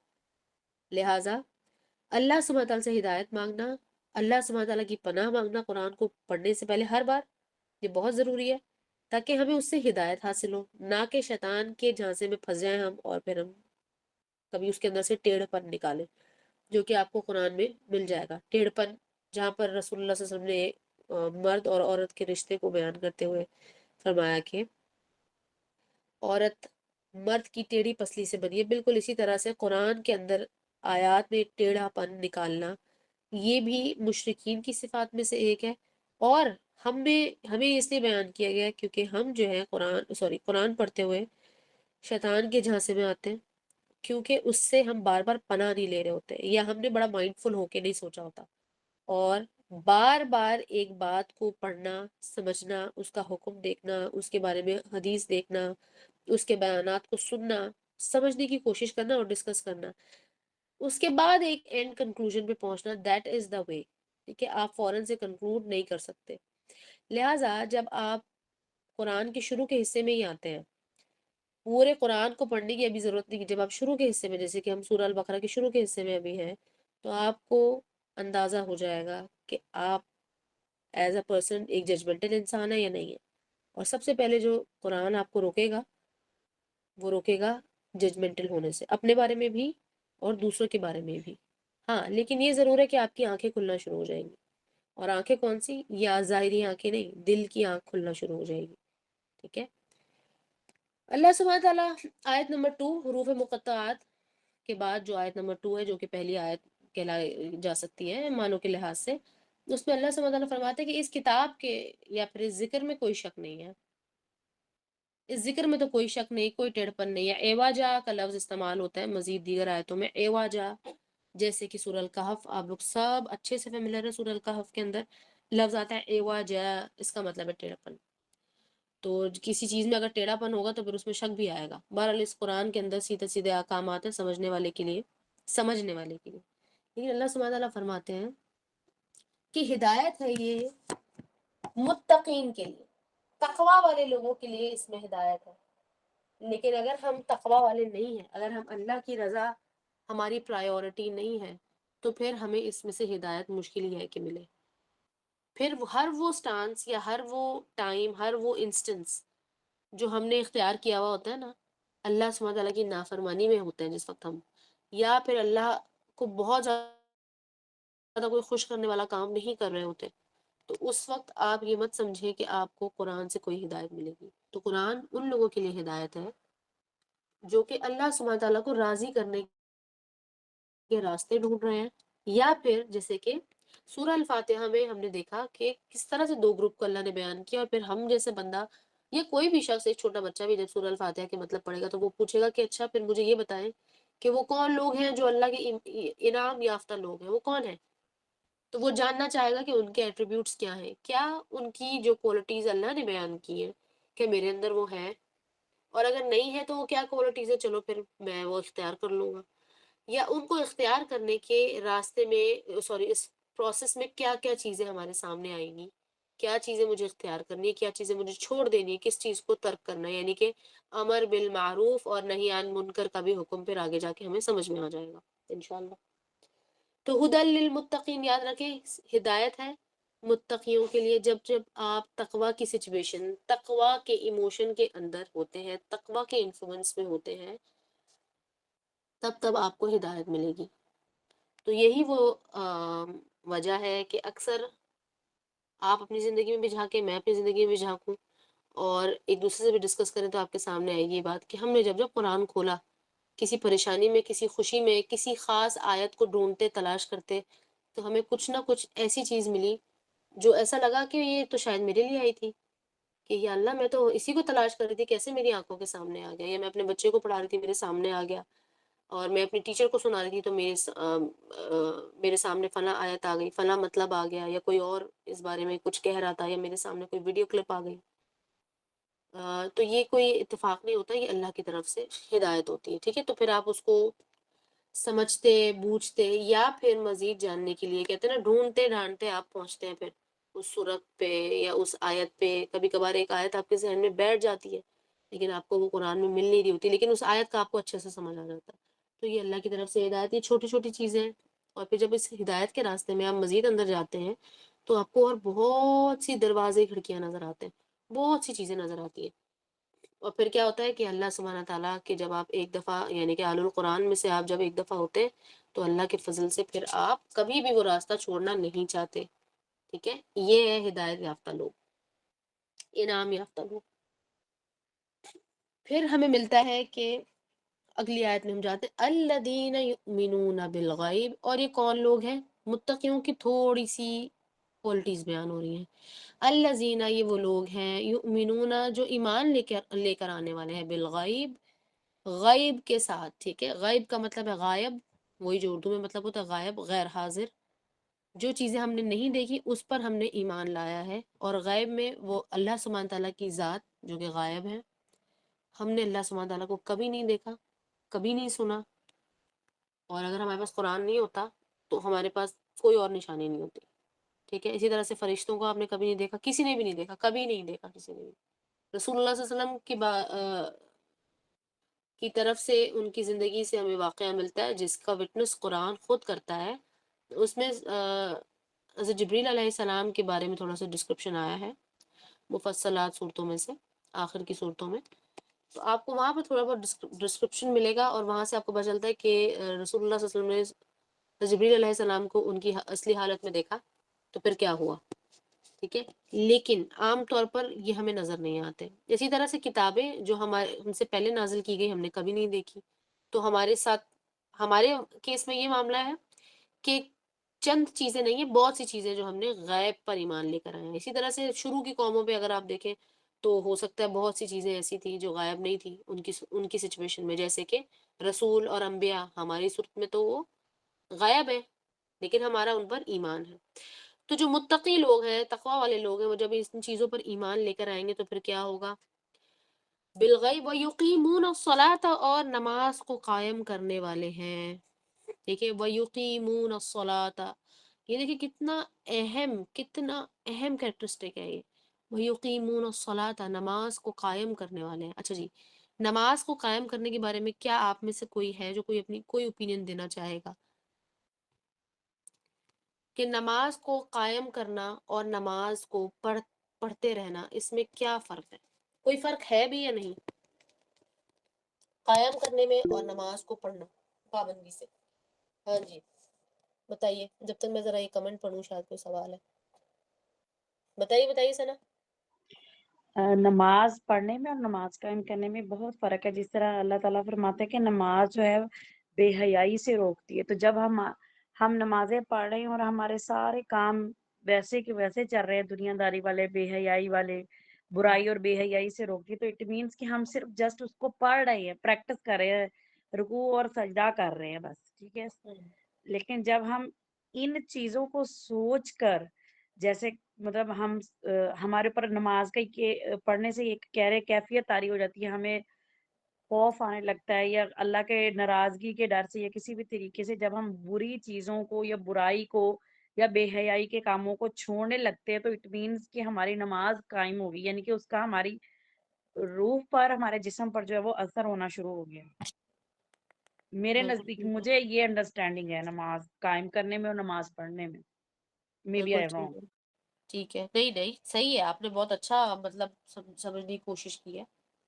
ایک عام مطلب سے تو آپ آگے نکلی ہے نا، یہی ایک مقصد ہے قرآن کا اور ہمارے اس گروپ کا یہ مقصد ہے. ظاہر ہے ہاں آپ میں اور مجھ میں کوئی فرق تو نہیں ہے، میں بھی ایک عام انسان ہوں، میں کوئی بہت بڑی کوئی اسکالر نہیں ہوں، لیکن ہم نے اس طرح کے گروپ کا اگر ارینج کیا ہے تو اس کا مقصد یہی ہے کہ آپ بیونڈ دا نارمل یا لٹرل میننگز آف دا قرآن، ہم بیونڈ اس کے جائیں گے، ہم تھوڑا پیچھے جائیں گے اس کے. آپ میں سے اور کوئی ہے جو شیئر کرے گا نماز کے قائم کرنے کا کیا مطلب ہو سکتا ہے؟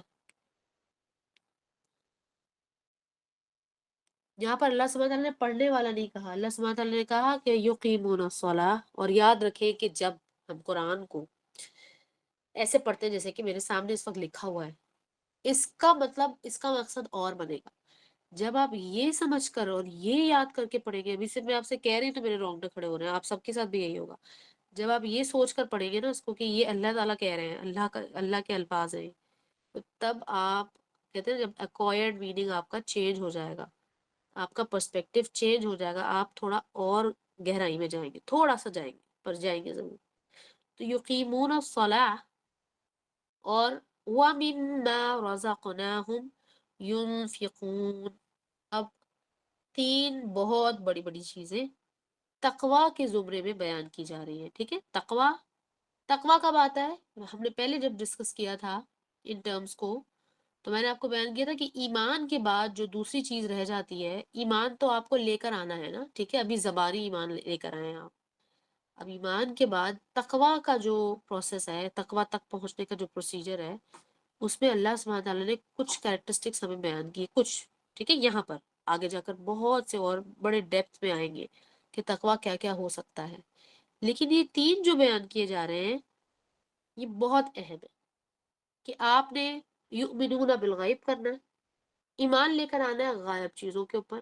لیکن غائب وہ چیزیں جو بیان کی گئی ہیں جو ہماری ایمانیات کا حصہ ہے، اس کے علاوہ نہیں.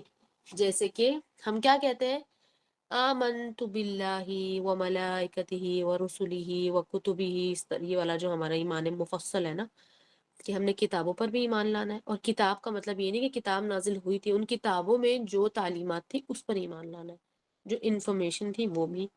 تمام انبیاء اور رسولوں پر، جیسے کہ ہم نے سلیمان، داؤد، موسیٰ، عیسیٰ، ان سب کو نہیں دیکھا، ان کی کوئی باقیات بھی ہمارے سامنے نہیں ہیں، ابھی سن رہے ہیں ہم، دیکھا نہیں ہے ہم نے، لیکن ہمارا ان پر ایمان ہے.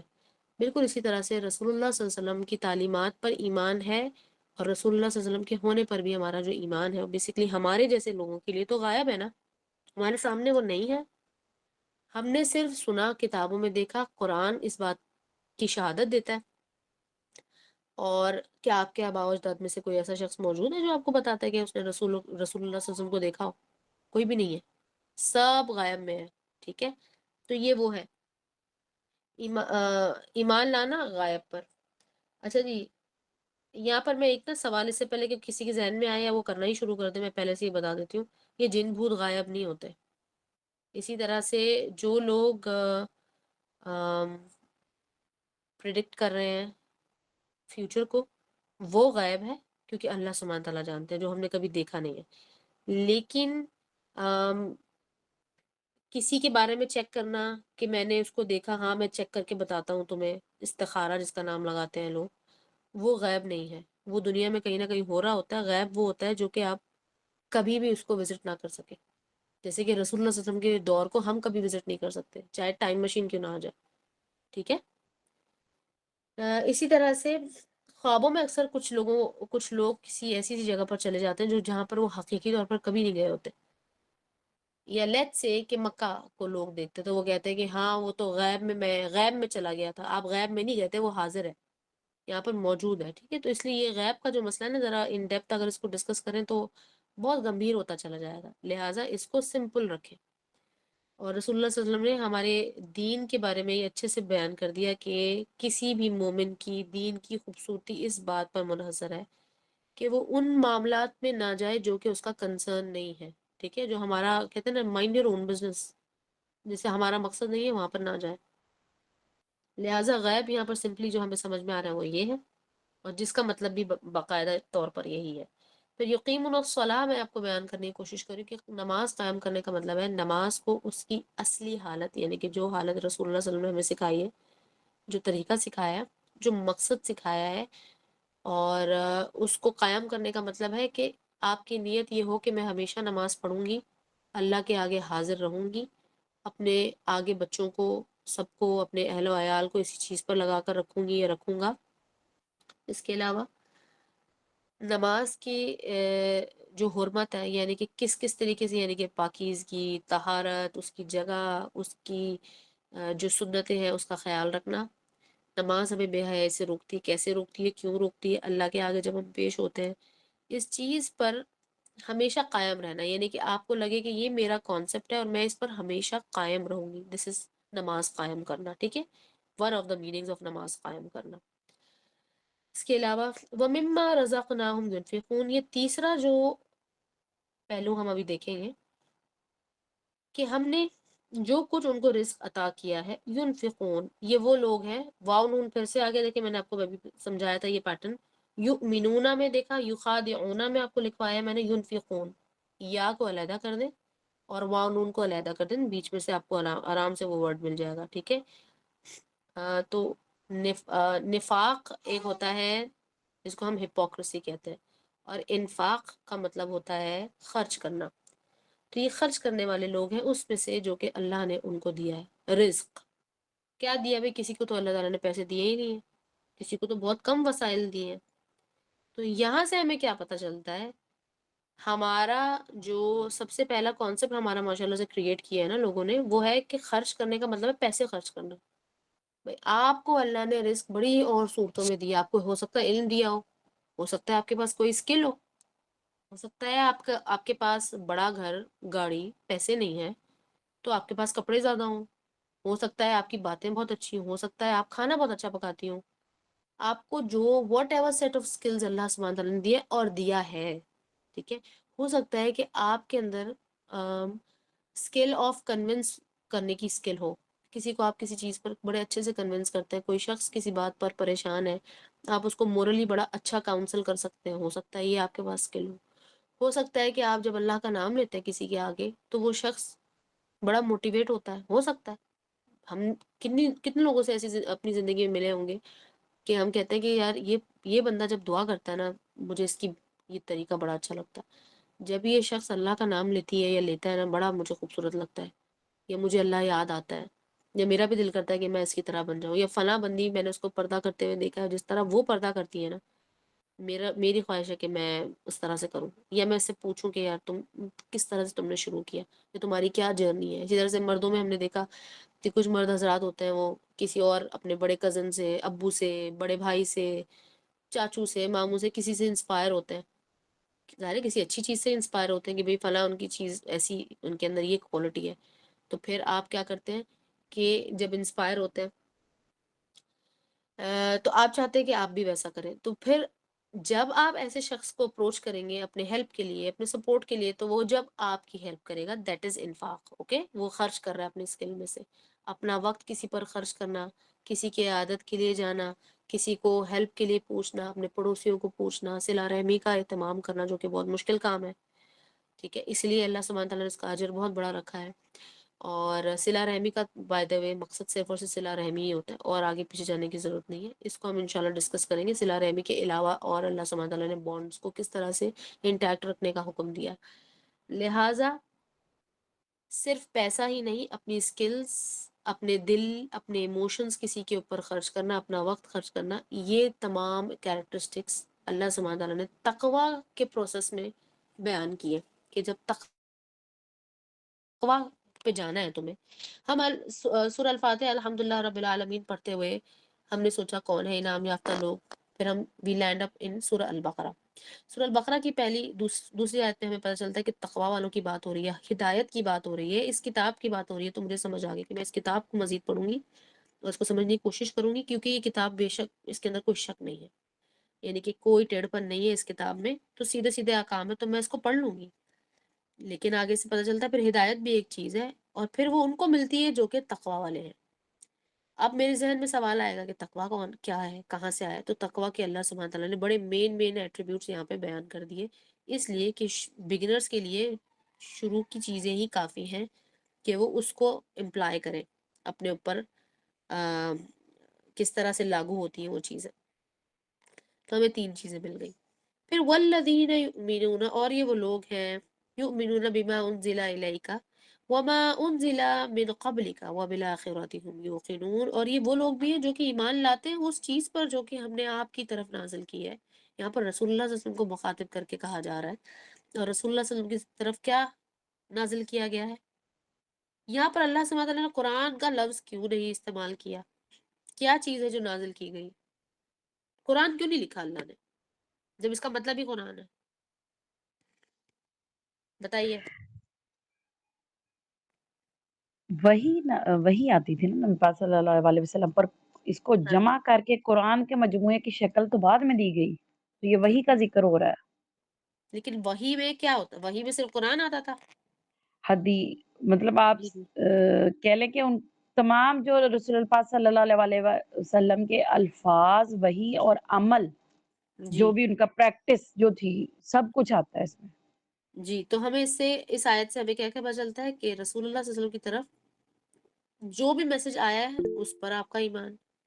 دوسرے نمبر پر ہمیں پتہ چلتا ہے کہ القرآن نہیں، یعنی کہ القرآن ایز اے کتاب ہم جس کو جانتے ہیں، صرف وہی نہیں نازل کیا گیا، پوری شریعت بھی آئی ہے، یعنی کہ شریعت کے احکامات بھی تو آئے ہیں، خالی قرآن میں تو نہیں ہے، وہ حدیث سے بھی پتہ چلتے ہیں۔ پھر حدیث کے علاوہ یہاں پر کون، علی آپ کچھ شیئر کرنا چاہ رہے ہیں، بتائیے۔ میم یہ پچھلی آیا میں تو یوز ہوا تھا نا ذالک الکتاب، ذالک القرآن پہ بھی یوز ہوا۔ ہاں جی، الکتاب، القرآن اس لیے کہ اللہ سبحانہ تعالیٰ نے جب القرآن کا لفظ استعمال کیا ہے تو پھر وہ چیز ہے جو کہ ان الفاظ کے اندر ہے۔ کتاب کا مطلب ہے ذالک الکتاب لا ریب فیہ، یہ وہ کتاب ہے اس لیے کہ جب پورا قرآن مجموعی طور پر ایک کتاب کی صورت میں آ جانا تھا، بعد میں یہ فیوچر کی بھی بات ہو رہی ہے، تو اب ہمارا جو ایمان ہے وہ اس کتاب کے اوپر ہے، ٹھیک ہے، جو کچھ بھی ہماری طرف آ گیا ہے۔ اچھا جی، اب الکتاب کا مطلب آپ نے یہ بھی سمجھنا ہے کہ کتابیں پہلے بھی آئی ہیں، اور القرآن اور کتاب میں فرق یہ ہے کہ جو چیزیں لکھ دی گئی ہوئی ہیں مجموعی طور پر وہ کتاب کی صورت میں ہمارے پاس ایز اے قرآن موجود ہے یہاں پر، ٹھیک ہے، ہم کہتے ہیں ہم اس کو پڑھیں گے، ہم اس کو بار بار وزٹ کریں گے، یا بہت زیادہ پڑھا جانے والا۔ جب آپ بہت آیات کو پڑھتے ہیں تو بہت ساری چیزیں آپ کو سننے کے بعد پتہ چلیں گی کہ ہاں ٹھیک ہے، اللہ سبحانہ وتعالیٰ اس میں نصیحت بیان کر رہے ہیں، کچھ چیزیں بیان کر رہے ہیں، لیکن اس میں آپ کو احکام نہیں ملیں گے۔ الکتاب کا مطلب ہے ایک ایسی کتاب جس کے اندر کچھ رولز بیان کیے گئے ہوں، ٹھیک ہے، جس میں علماء بیان کرتے ہیں کہ یونیورسل رول، یعنی کہ یونیورسل رول کا مطلب ہوتا ہے یونیورس کی لاء کیا ہے، شریعت کے احکامات، پھر احکام وہ والے احکام الکتاب کو بیان کر رہے ہیں، پھر وہ والے احکام جس کے اندر انسان کے کیا کیا اصول ہیں، انسان کیسے بنا، عورت کے کیا کہنا چاہیے کہ عورت کس طرح کی ہوتی ہے، مرد کس طرح کا ہوتا ہے، بچہ ہے تو کیا ہے، سوسائٹی کس چیز پر بنے گی، اس کو کہتے ہیں الکتاب۔ تو الکتاب اور القرآن میں فرق یہ ہے، القرآن وحی کے طور پر جب ہم اس کو ایکوائرڈ میننگ میں لیتے ہیں، اور الکتاب ہم اس کو سمجھتے ہیں جب کہ سیٹ آف رولز بیان کیا گیا ہو، اور الکتاب اور کتاب میں بھی فرق ہے جو کہ آگے جا کے آپ کو سمجھایا جائے گا، ٹھیک ہے۔ کتاب یا کتب ہر اس چیز، یا کتبہ کا جو لفظ ہے اس چیز کے لیے استعمال کیا جاتا ہے جو کہ اللہ سبحانہ تعالیٰ نے پہلے سے لکھی ہوئی ہے اور آگے تک کے لیے لکھ دی ہے، ٹھیک ہے، یعنی کہ ایک پہلے سے پیٹرن ہے، اللہ سبحانہ تعالیٰ نے ڈیسائیڈ کیا ہوا ہے، وہ قدر ہے اللہ کی، اللہ سبحانہ تعالیٰ نے ایک پہلے سے اصول سیٹ کیا ہوا ہے جو کہ اللہ سبحانہ تعالیٰ کی اپنی ذاتی طور پر ڈیزائنڈ اصول ہے، اسی اصول کے تحت یہ کتاب بھی کہنا چاہیے کمپائل کی گئی ہے، اور اس کتاب کے اندر جو رولز ہیں نا اس کو الکتاب کے زمرے میں لیتے ہیں آپ، ٹھیک ہے، نہ کہ اور چیزوں کو، جیسے کہ واقعات بھی بیان کیے گئے ہیں، ٹھیک ہے نا، واقعات جب بیان، یعنی کہ واقعات پر آپ دیکھیں کہ کتنا بڑا قرآن کا حصہ ہے جو کہ واقعات پر مبنی ہے، لیکن واقعات کو آپ الکتاب کے معنوں میں نہیں لیں گے، کیونکہ واقعات جب آپ سنتے یا پڑھتے ہیں یا اس کی قرات کرتے ہیں تو وہ القرآن ضرور ہے لیکن وہ رول نہیں ہے، ٹھیک ہے۔ تو الکتاب یا لکھی ہوئی چیزیں، تحریر شدہ چیزیں، یہ کہاں سے آتی ہیں؟ یہ اللہ سبحانہ تعالیٰ کی طرف سے آتی ہیں۔ یہاں پر ایک یہ جو انہوں نے سوال کیا، اس سے ایک اور بات مجھے بہت اہم یاد آئی جو کہ میں شیئر کرنا بھول گئی آپ لوگوں سے، کہ القرآن اللہ سبحانہ تعالیٰ کے پاس ایک ڈیوائن ٹیبلٹ ہے جس کو ہم لوح محفوظ، جو میں نے لفظ غلطی سے استعمال کر دیا تھا حروف مقطعات میں، وہ اصل میں لوح محفوظ تھا، لوح القرآن ہم جانتے نا، لام واو ہا، لوح القرآن حروف مقطعات کو لوگ کہتے ہیں، لیکن لوح محفوظ ایک چیز ہے، یا آپ کہہ سکتے ہیں کہ ایک کتاب ہے، اس کے اندر سے ایک خاص حصہ اللہ سبحانہ تعالیٰ نے نکال کر کچھ خاص گروپ آف پیپل کے لیے، یعنی کہ رسول اللہ صلی اللہ علیہ وسلم کی امت کے لیے مختص کر دیا، اور اللہ سبحانہ تعالیٰ نے ہمیشہ سے ڈیسائیڈ کیا ہوا تھا کہ فلاں چیز میں اس کتاب یعنی کہ القرآن کا حصہ بنے گا، وہ نہ کہ وہ پہلے کی کتابوں کا حصہ تھا۔ چند چیزیں حصہ تھی لیکن تمام چیزیں حصہ نہیں تھی. اور اللہ سبحانہ تعالیٰ یہ قرآن میں آگے بیان کریں گے کہ میرے پاس ایک ایسی محفوظ شدہ کتاب موجود ہے جس میں میں نے ابد سے لے کے ازل تک کی تمام چیزیں بیان کر دی کہ شروع سے لے کے آخر تک کیا ہوگا. جب میں نے آپ لوگوں کو انٹروڈکشن دیا تھا تو میں نے آپ لوگوں کو ایک بات سمجھانے کی کوشش کی تھی کہ اللہ سبحانہ تعالیٰ کی اولین تخلیق میں سے قلم ایک چیز ہے. تو کسی نے یہ سوال نہیں کیا، بڑی عجیب بات ہے، کہ وہ قلم جو ہے وہ کس لیے اللہ سبحانہ تعالیٰ کو چاہیے تھا. اللہ سبحانہ تعالیٰ کو وہ قلم کیوں چاہیے تھا؟ اللہ سبحانہ تعالیٰ ایک ڈسپلنڈ اینٹیٹی ہے، ٹھیک ہے، یہ ہم جانتے ہیں. حالانکہ ڈسپلن کا مطلب ہوتا ہے کسی چیز کو، ایک پیٹرن کو، روٹین کو فالو کرنا. لیکن ہم اگر ڈسپلن کو فالو کرتے ہیں تو ہم اس ڈسپلن کے یا اس رول کے ماتحت ہو جائیں گے. ان لائک اللہ سبحانہ تعالیٰ جو کہ سپریم اتھارٹی ہیں، جو کہ کسی بھی رول کو، پیٹرن کو فالو کرنے کے پابند نہیں ہے، نہ ہی کسی کو جواب دیں گے اگر کہ وہ پیٹرن توڑتے ہیں. لیکن اس کے باوجود اللہ سبحانہ تعالیٰ کی شان یہ ہے کہ اللہ سبحانہ تعالیٰ نے جو اصول بنائے ہیں، اللہ سبحانہ تعالیٰ ان اصولوں کو خود بھی فالو کرتے ہیں. حالانکہ اللہ سبحانہ تعالیٰ پابند نہیں ہے، لیکن اللہ کی شان ہے یہ. اور یہ ہم جانتے ہیں نا، دیکھیں صبح شام رات یہ ایک خاص پیٹرن ہے. 6 مہینے اس فلاں ٹائم پہ ہوتی ہے، 6 مہینے فلاں ٹائم پہ ہوتی ہے. گرمیاں ایک خاص کلائمیٹ ہے، انگلینڈ کا ایک خاص کلائمیٹ ہے، یہاں کا وہ ویسے کا ویسے ہی رہتا ہے. پھر اللہ سبحانہ تعالیٰ نے ایک اصول بنایا، جیسے کہ میں نے اس دن آپ لوگوں سے رضا اور اذن کا ذکر کیا تھا. تو اللہ کا اذن یہ ہے کہ جب جیسے کہ پانی کسی چیز پر جب گرے گا تو وہ چیز لازم گیلی ہوگی. آپ یہ نہیں کہہ سکتے کہ یہ کیا مسلمان کی چیز گیلی کیوں ہو گئی اور فلاں بندے کی چیز گیلی کیوں نہیں ہوئی. اس کی، یا یہ تو کافر ہے اس کا گیلا نہیں ہونا چاہیے، یا کافر اگر پانی پی رہا تھا اس کی پیاس کیوں بجھ رہی ہے اور مسلمان کی زیادہ بجھنی چاہیے، ہمیں زیادہ سیٹسفیکشن ہوتی ہے. ایسا نہیں ہے. یہ اللہ کا اذن ہے کہ پانی کی ایک صفت اللہ نے بنائی ہے، ایک ڈسپلن اللہ نے بنا رکھا ہے پانی کا، وہ ویسے ہی فالو کرے گا. ٹھیک ہے، تو ڈسپلن تو لوح محفوظ میں آپ کو یہ سمجھانا چاہ رہی تھی کہ جب لوح محفوظ کو اللہ سبحانہ تعالیٰ نے ڈیزائن کرنا تھا تو اس سے پہلے اللہ سبحانہ تعالیٰ نے القلم، اللہ سبحانہ تعالیٰ نے تخلیق کیا اور پھر اس کو حکم دیا کہ شروع سے لے کے آخر تک کے تمام معاملات اس پر لکھ دو. اب آپ کو کیا لگتا ہے کہ اللہ سبحانہ تعالیٰ اس کے پابند ہو گئے؟ کہ لوح محفوظ میں یہ بھی لکھا ہے کہ میں انم نام کی فلاں بندی پیدا ہوگی، اس کے یہ اس کی کوالٹی، یا یہ اس کی اندر خرابیاں ہوں گی، یہ اس کی کمزوری ہوگی، یہ اس کی طاقت ہوگی، اور وہ فلاں ایج میں آئے گی تو وہ قرآن کی تجوید سیکھے گی، فلاں ایج میں آئے گی تو وہ سکھانا شروع کر دے گی، فلاں ایج میں آئے گی تو حفظ کر لے گی. اب جیسے میں نے ابھی تک میرا مکمل تو نہیں ہوا قرآن کا حفظ، لیکن الحمدللہ چل رہا ہے. اب میں تو نہیں جانتی لیکن لوح محفوظ میں یہ چیز لکھی ہوگی. اس طرح سے آپ لوگوں کی زندگی کے بہت سے معاملات لوح محفوظ میں درج ہیں. لیکن کیا آپ جانتے ہیں کہ لوح محفوظ میں جو چیزیں درج ہیں کہ اللہ سبحانہ تعالیٰ اس کے پابند ہیں یا اس کو چینج بھی کر سکتے ہیں؟ آپ میں سے کون جانتا ہے اس کا آنسر؟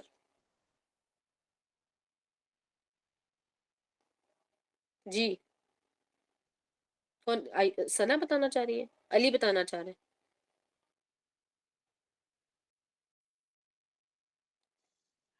میرا ایک کوشچن بھی ہے اور میں آپ کے کوشچن کا آنسر بھی دینا چاہتی ہوں.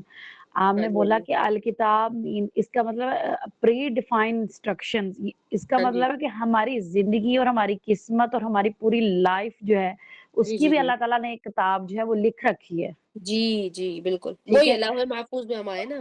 جی ٹھیک جی ہے، اور اس کو اللہ تعالیٰ اپنی مرضی سے چاہیں تو چینج کر سکتے ہیں. یہ بالکل. آپ کے کوشچن کا آنسر، مطلب آپ نے کہا نا کہ کیا لوح محفوظ کو اللہ تعالیٰ تو پھر بدل سکتے لکھنے ہیں، کا تو مقصد کیا ہوا؟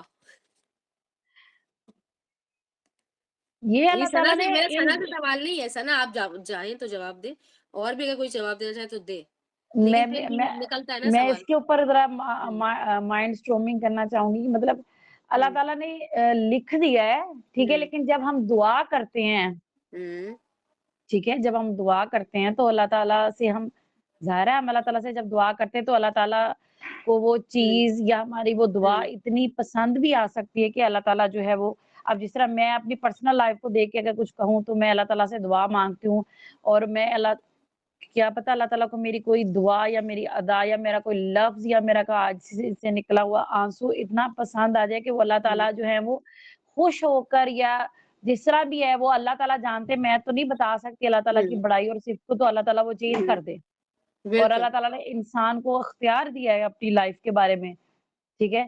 ضروری تو نہیں کہ گناہگار جو ہے وہ ساری عمر گناہگار ہی رہے گا اور مرے گا بھی گناہگار ہی، کیا پتا وہ توبہ کر لے، وہ بھی اللہ تعالیٰ ہوں کی اذن سے، ہوں تو اللہ ہوں تعالیٰ اس کی بھی چینج کر دیں قسمت کو، لوہے محفوظ میں اس کی تمام جو لکھی ہوئی چیزوں ہیں ان کو بدل بھی دیں۔ تو میرے تو نزدیک یہ مجھے تو تھوڑا بہت یہی لگتا ہے، پتہ نہیں آگے واللہ ہوں عالم، اللہ تعالیٰ جانتے ہیں۔ بالکل۔ تو اس لیے ہم نے جب یہ اللہ سبحانہ تعالیٰ کی ذات پر ایمان لایا کہ اللہ سبحانہ تعالیٰ سپریم اتھارٹی ہے، سب سے پہلا تو یہی ایمان ہے نا ہمارا کہ اللہ ہی ایک واحد الہ ہے نا، لا الہ الا اللہ ہم دیکھتے ہیں۔ تو اس میں جب ہم ساری اتھارٹی اللہ کو دے دیتے ہیں تو پھر آٹومیٹکلی اس کا آنسر بھی ہمارے ایمان میں نکل آتا ہے۔ جب ہم ایمان لے کر آتے ہیں ہمیں آنسر مل جاتا ہے کہ پھر اللہ سبحانہ تعالیٰ ہی یہ لکھنے والے ہیں، اللہ سبحانہ تعالیٰ ہی یہ اصول بنانے والے ہیں، اور اللہ سبحانہ تعالیٰ چاہیں تو اپنے کس بندے کے لیے کس وجہ سے، جو کہ اللہ ہی بہتر جانتا ہے، یا اپنے فضل سے، اللہ چاہے اپنی رحمت سے کسی چیز کو بدلنا چاہے تو بدل دے، کسی کی دعا سے، کسی اور کی دعا کسی اور کے لیے ہو سکتا ہے اس وجہ سے بدل جائے۔ پھر اللہ سبحانہ تعالیٰ نے کچھ آگے جو مزید اعمال بیان کرتے جائیں گے کہ کون سے اعمال ہیں جو کہ ہماری دنیا اور آخرت کی زندگی بدل سکتے ہیں، اچھے سے برا، برے سے اچھا کیے جا سکتے ہیں۔ پھر انعام یافتہ، وہی والی بات کہ سورہ الفاتحہ میں جو ریفرنس ہمیں مل رہا ہے وہ ہمیں آگے جا کے اس کی الیبوریشن ملتی ہی جائے گی، ابھی کہ اللہ تعالیٰ کھولتے جائیں گے، کھولتے جائیں گے، کھولتے جائیں گے۔ پھر الکتاب، کیونکہ ہم الکتاب کو ڈسکس کر رہے تھے، تو الکتاب میں آپ یہ بھی یاد رکھیں کہ کچھ علماء یا مفسرین یہ بھی بیان کرتے ہیں کہ الکتاب کیونکہ لوح محفوظ کا ایک حصہ ہے جو کہ پہلے سے کتب شدہ کا مطلب پہلے سے لکھی جا چکی ایک کتاب ہے، اس کا ایک حصہ القرآن ہے، لہٰذا اس لیے اللہ سبحانہ تعالیٰ نے یہاں پر ہمیں ایک ریفرنس پوائنٹ دیا اس آیت میں کہ الکتاب یہ وہ کتاب ہے جو میں نے اس کتاب میں سے ماخوذ کی، یعنی کہ تھوڑا سا اس میں سے ڈیرائیو کر کے میں نے یہاں تم لوگوں کو ایک حصہ دے دیا ہے۔ اچھا، اس کے اوپر کوئی دو رائے نہیں ہے، یاد رکھیے گا، ایسا کچھ نہیں کہ ضعیف اور معروف یا کچھ احسن صحیح حدیثیں ہمیں ملیں گی کہ نہیں شاید یہ لوح محفوظ میں سے یہ ہے اور وہ نہیں ہے، ایسا کچھ بھی نہیں۔ یہ لوح محفوظ میں سے ہی آیا جس کو ہم کہتے ہیں ڈیوائن ٹیبلٹ، اور ہم نہیں جانتے کہ وہ کتاب کی صورت میں، لیکن ہاں ہم یہ ضرور جانتے کہ وہ لکھی ہوئی ہے۔ اب یہ بھی نہیں جانتے کہ کیا ہماری کتاب میں جیسے چھپا ہوتا ہے کیا ویسے اس طرح سے کچھ لکھا ہوگا، لیکن یہ ہم جانتے ہیں کہ لکھے ہونے کا مطلب ہے پری ڈیسٹینڈ، یعنی کہ یہ تو ہونا ہی ہے، اصول ہے ایک، ٹھیک ہے۔ اللہ سبحانہ تعالیٰ کچھ اصول لکھے ہیں، اس میں کیا ہے، جس میں اللہ سبحانہ تعالیٰ بیان کرتے ہیں، قرآن میں جا کے آگے بیان ہوگا، حدیث میں بھی بیان ہو چکا ہے کہ شروع سے لے کے آخر تک، پہلے دن سے آخری دن تک، پہلے انسان سے آخری انسان تک، یا مخلوق یا جو کچھ بھی ان کے معاملات ہوں گے مجموعی اجتماعی طور پہ انڈیویجول لیول پر جو بھی معاملات ہیں وہ اللہ سبحانہ تعالیٰ نے اس میں لکھ دیے ہیں، ٹھیک ہے۔ تو القرآن کا مطلب اگر ہوگا تو پھر یہ ہوگا کہ جو کتاب ہمارے ہاتھ میں، جو ہمارے ہاتھ میں مصحف ہے اس میں جتنا کچھ لکھا ہے، لیکن کتاب کا مطلب ہے وہ سب بھی جو کہ اللہ سبحانہ تعالیٰ نے اپنے پاس لکھا ہوا ہے، ٹھیک ہے۔ اس پہ کوئی شک نہیں ہے کہ اس طرح کا ایک لوح محفوظ موجود ہے۔ یہی وہ وجہ ہے کہ تفسیر القرآن کو آپ نے بار بار پڑھنا ہے، تدبر کرنا اس لیے ضروری ہے، وہ اس لیے کہ اس میں ایک نہیں بہت سے مطلب ہوتے ہیں، اور مختلف مفسرین مختلف روایات لے کر آتے ہیں جن سب کے سبھی فائدہ مند ہوتی ہیں، ٹھیک ہے جی۔ میں چاہ رہی ہوں کہ جلدی جلدی میں چند اور چیزیں آپ لوگوں کو سمجھا دوں کیونکہ وقت تھوڑا زیادہ ہو گیا ہے، لیکن یہ اہم چیزیں ہیں۔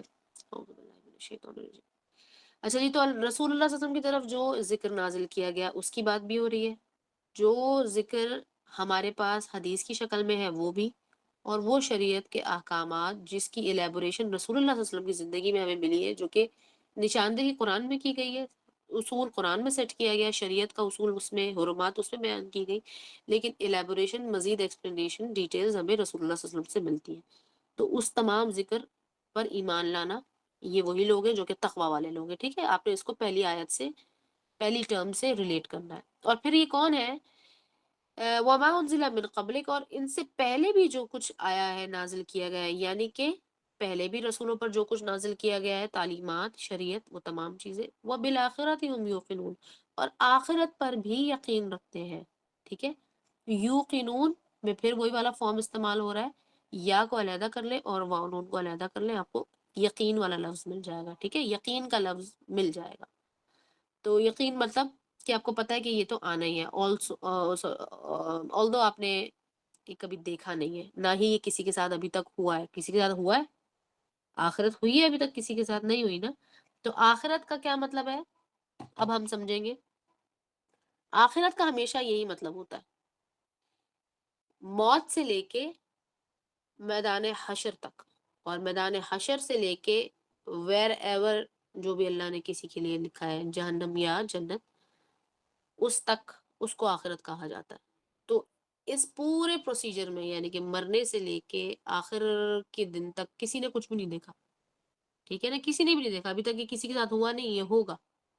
اوکے، تو یہ ہمارے ایمان کا حصہ ہے، اور ہمارے تقوی کو بھی یہی بنائے گا. شیپ جو ہمارے تقوی کا ہوگا وہ ان تمام چیزوں پر بیس ہوگا. اور آپ کو پتہ ہے کہ ہم جب قرآن کو جیسے اب آگے جا کے کھولتے جائیں گے تو ہمیں اندازہ ہوگا کہ ہمارے اعمال بھی بیسکلی اس آخرت کے یقین پر ہی ڈیپینڈ کرتے ہیں. اگر آخرت کا کانسیپٹ ختم ہو جائے گا تو زندگی میں اعمال کے ثواب کا یا اعمال کے گناہ کا، ان کا کانسیپٹ بھی ختم ہو جائے گا. ٹھیک ہے جی. اولئک علی ھدی من ربہم، یہی وہ لوگ ہیں جن پر اللہ کی طرف سے یعنی کہ ان کے رب کی طرف سے ہدایت ہوتی ہے یا ہدایت ہوگی. اولئک، یہی وہ تمام لوگ ہیں.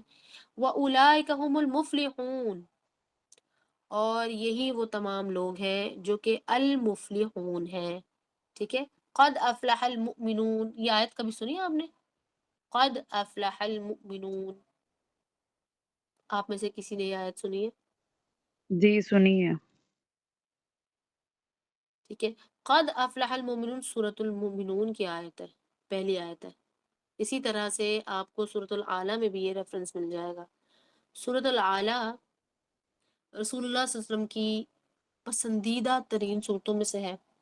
سورۃ الاعلیٰ اللہ سبحانہ تعالیٰ کی ڈسکرپشن ہے، اور سورۃ الاعلیٰ میں پہلا حصہ اللہ کو ڈسکرائب کرتا ہے، یعنی کہ اللہ سبحانہ تعالیٰ اپنی ذات کو خود انٹروڈیوس کر رہے ہیں، ڈسکرائب کر رہے ہیں. انٹروڈیوس تو اللہ سبحانہ تعالیٰ نے سورہ الفاتحہ میں کیا، لیکن اللہ سبحانہ سورۃ الاعلیٰ میں اپنے آپ کو کھل کے ڈیفائن کر رہے ہیں کہ میں کیا ہوں. اللہ کی ذات آپ دیکھیں، اللہ کی شان دیکھیں، اور اللہ سبحانہ تعالیٰ کا طریقہ دیکھیں اپنے بندوں کو اپنے آپ سے فیملیئر کرنے کا. پھر دوسرے حصے میں اللہ سبحانہ تعالیٰ نے آخرت بیان کی ہے. ٹھیک ہے. It's اسی Munir لیے Ahmed. بیان کی ہے I'm here کیونکہ to اچھا اس کے present اندر بھی یہ آیت آئی ہے کہ پھر فلاح پانے والے کون لوگ ہیں. فلاح پانے والے وہ لوگ ہیں جو کہ آخرت پر ایمان لاتے ہیں، اور آخرت کیونکہ باقی رہنے والی ہے لہٰذا آخرت پر کام کرتے ہیں. قرآن میں اللہ سبحانہ تعالیٰ نے اپنے بندوں کے لیے گارنٹی دی ہے کہ وہ لوگ، اللہ کے تمام وہ لوگ جو کہ plug in دنیا میں that اعمال کا I have اپنے developed. خیال رکھ لیں گے تو وہ اللہ سبحانہ تعالیٰ ان کی آخرت بہتر کر دیں گے. پھر ایک اور ہمیں ٹاپک ملتا ہے جس میں ہمیں پتہ چلتا ہے کہ اگر آپ آخرت کی فکر کرتے ہیں تو اللہ سبحانہ تعالیٰ آپ کی دنیا سنوار دیتے ہیں. ٹھیک ہے. اور اس کا ریفرنس ہمیں حدیثوں میں بھی مل جاتا ہے. تو المفلحون، فلاح پانے والے لوگ یا الٹیمیٹ سکسیس والے لوگ کون ہوتے ہیں؟ الٹیمیٹ سکسیس جس کو کہتے ہیں، جن کو اللہ کی طرف سے ہدایت ہوگی. ہدایت کن کو ہوگی؟ جو تقوی والے ہوں گے. تقوی والے وہ لوگ ہیں جن کے اندر یہ تین ایٹریبیوٹس جو کہ ایمان بالغیب لے کر آئیں گے، نماز کو قائم کرنے والے ہوں گے، اپنے اسکلز میں سے واٹ ایور گیون، اللہ نے جو کچھ بھی ان کو دیا رزق کی صورت میں، مال، اولاد، اور آپ کے خوبصورت مورلز، اخلاق، ان تمام میں سے خرچ کرنا. اللہ سبحانہ تعالیٰ نے کہا کہ یہ تقوی کی بنیاد ہے. فی الحال بنیاد بات ہو رہی ہے. پھر اللہ سبحانہ تعالیٰ نے رسول اللہ صلی اللہ علیہ وسلم کی طرف پوائنٹ کرتے ہوئے ہمیں رسول اللہ صلی اللہ علیہ وسلم سے پہلے کے انبیاء کی طرف بھی لے گئے، اور اللہ سبحانہ تعالیٰ نے کہا کہ تمہیں ان پر بھی ایمان لے کر آنا ہے، اور پھر ساتھ ساتھ اپنی آخرت پر بھی تمہیں یقین ہونا چاہیے، اور اوور آل جو آخرت برپا ہوگی نا اس پر بھی یقین ہونا چاہیے کہ صرف تمہارے ساتھ نہیں حساب کتاب ہوگا، سب کے ساتھ حساب کتاب ہوگا. پھر اولئک علی ھدی من ربہم، یہی وہ لوگ ہیں جو ہدایت پائیں گے، یہی وہ لوگ ہیں جو کہ فلاح پائیں گے، الٹیمیٹ سکسیس ان کو ملے گی. ٹھیک ہے جی. یہاں پر انٹروڈکشن مل جاتا ہے ایک اور سورہ البقرہ کے بہت دیگر ٹاپکس میں سے ہمیں پتہ چل جاتا ہے کہ ہمیں یہاں سے کیا کیا سبق ملیں گے. تقوی کا سبق ملے گا، ہدایت کا سبق ملے گا، ہدایت پانے کے لیے کیا کیا ہمیں کام کرنے ہیں یا راستہ کیسے ہموار کرنا ہے، وہ سب ہمیں اس صورت میں اس کی بارے میں انسائٹ اور انفارمیشن مل جائے گی. آگے تھوڑا سا ٹاپک چینج ہوتا ہے. بائی دا وے یہاں پر اس کا بیک گراؤنڈ اور ہے. انشاءاللہ میں نیکسٹ کلاس میں آپ کو بیک گراؤنڈ اس کا بیان کروں گی، کیونکہ سورہ البقرہ کا ایک بیک گراؤنڈ نہیں، اتنی بڑی صورت ہے، ظاہر ایک ساتھ تو نازل نہیں ہوئی تھی نا. تو آپ دیکھیے گا کہ ان الذین کفروا سواء علیہم انذرتہم ام لم تنذرہم لا یؤمنون. اور پھر وہ لوگ، ان الذین بے شک وہ لوگ جو کفروا جنہوں نے کفر کیا، سواء علیہم،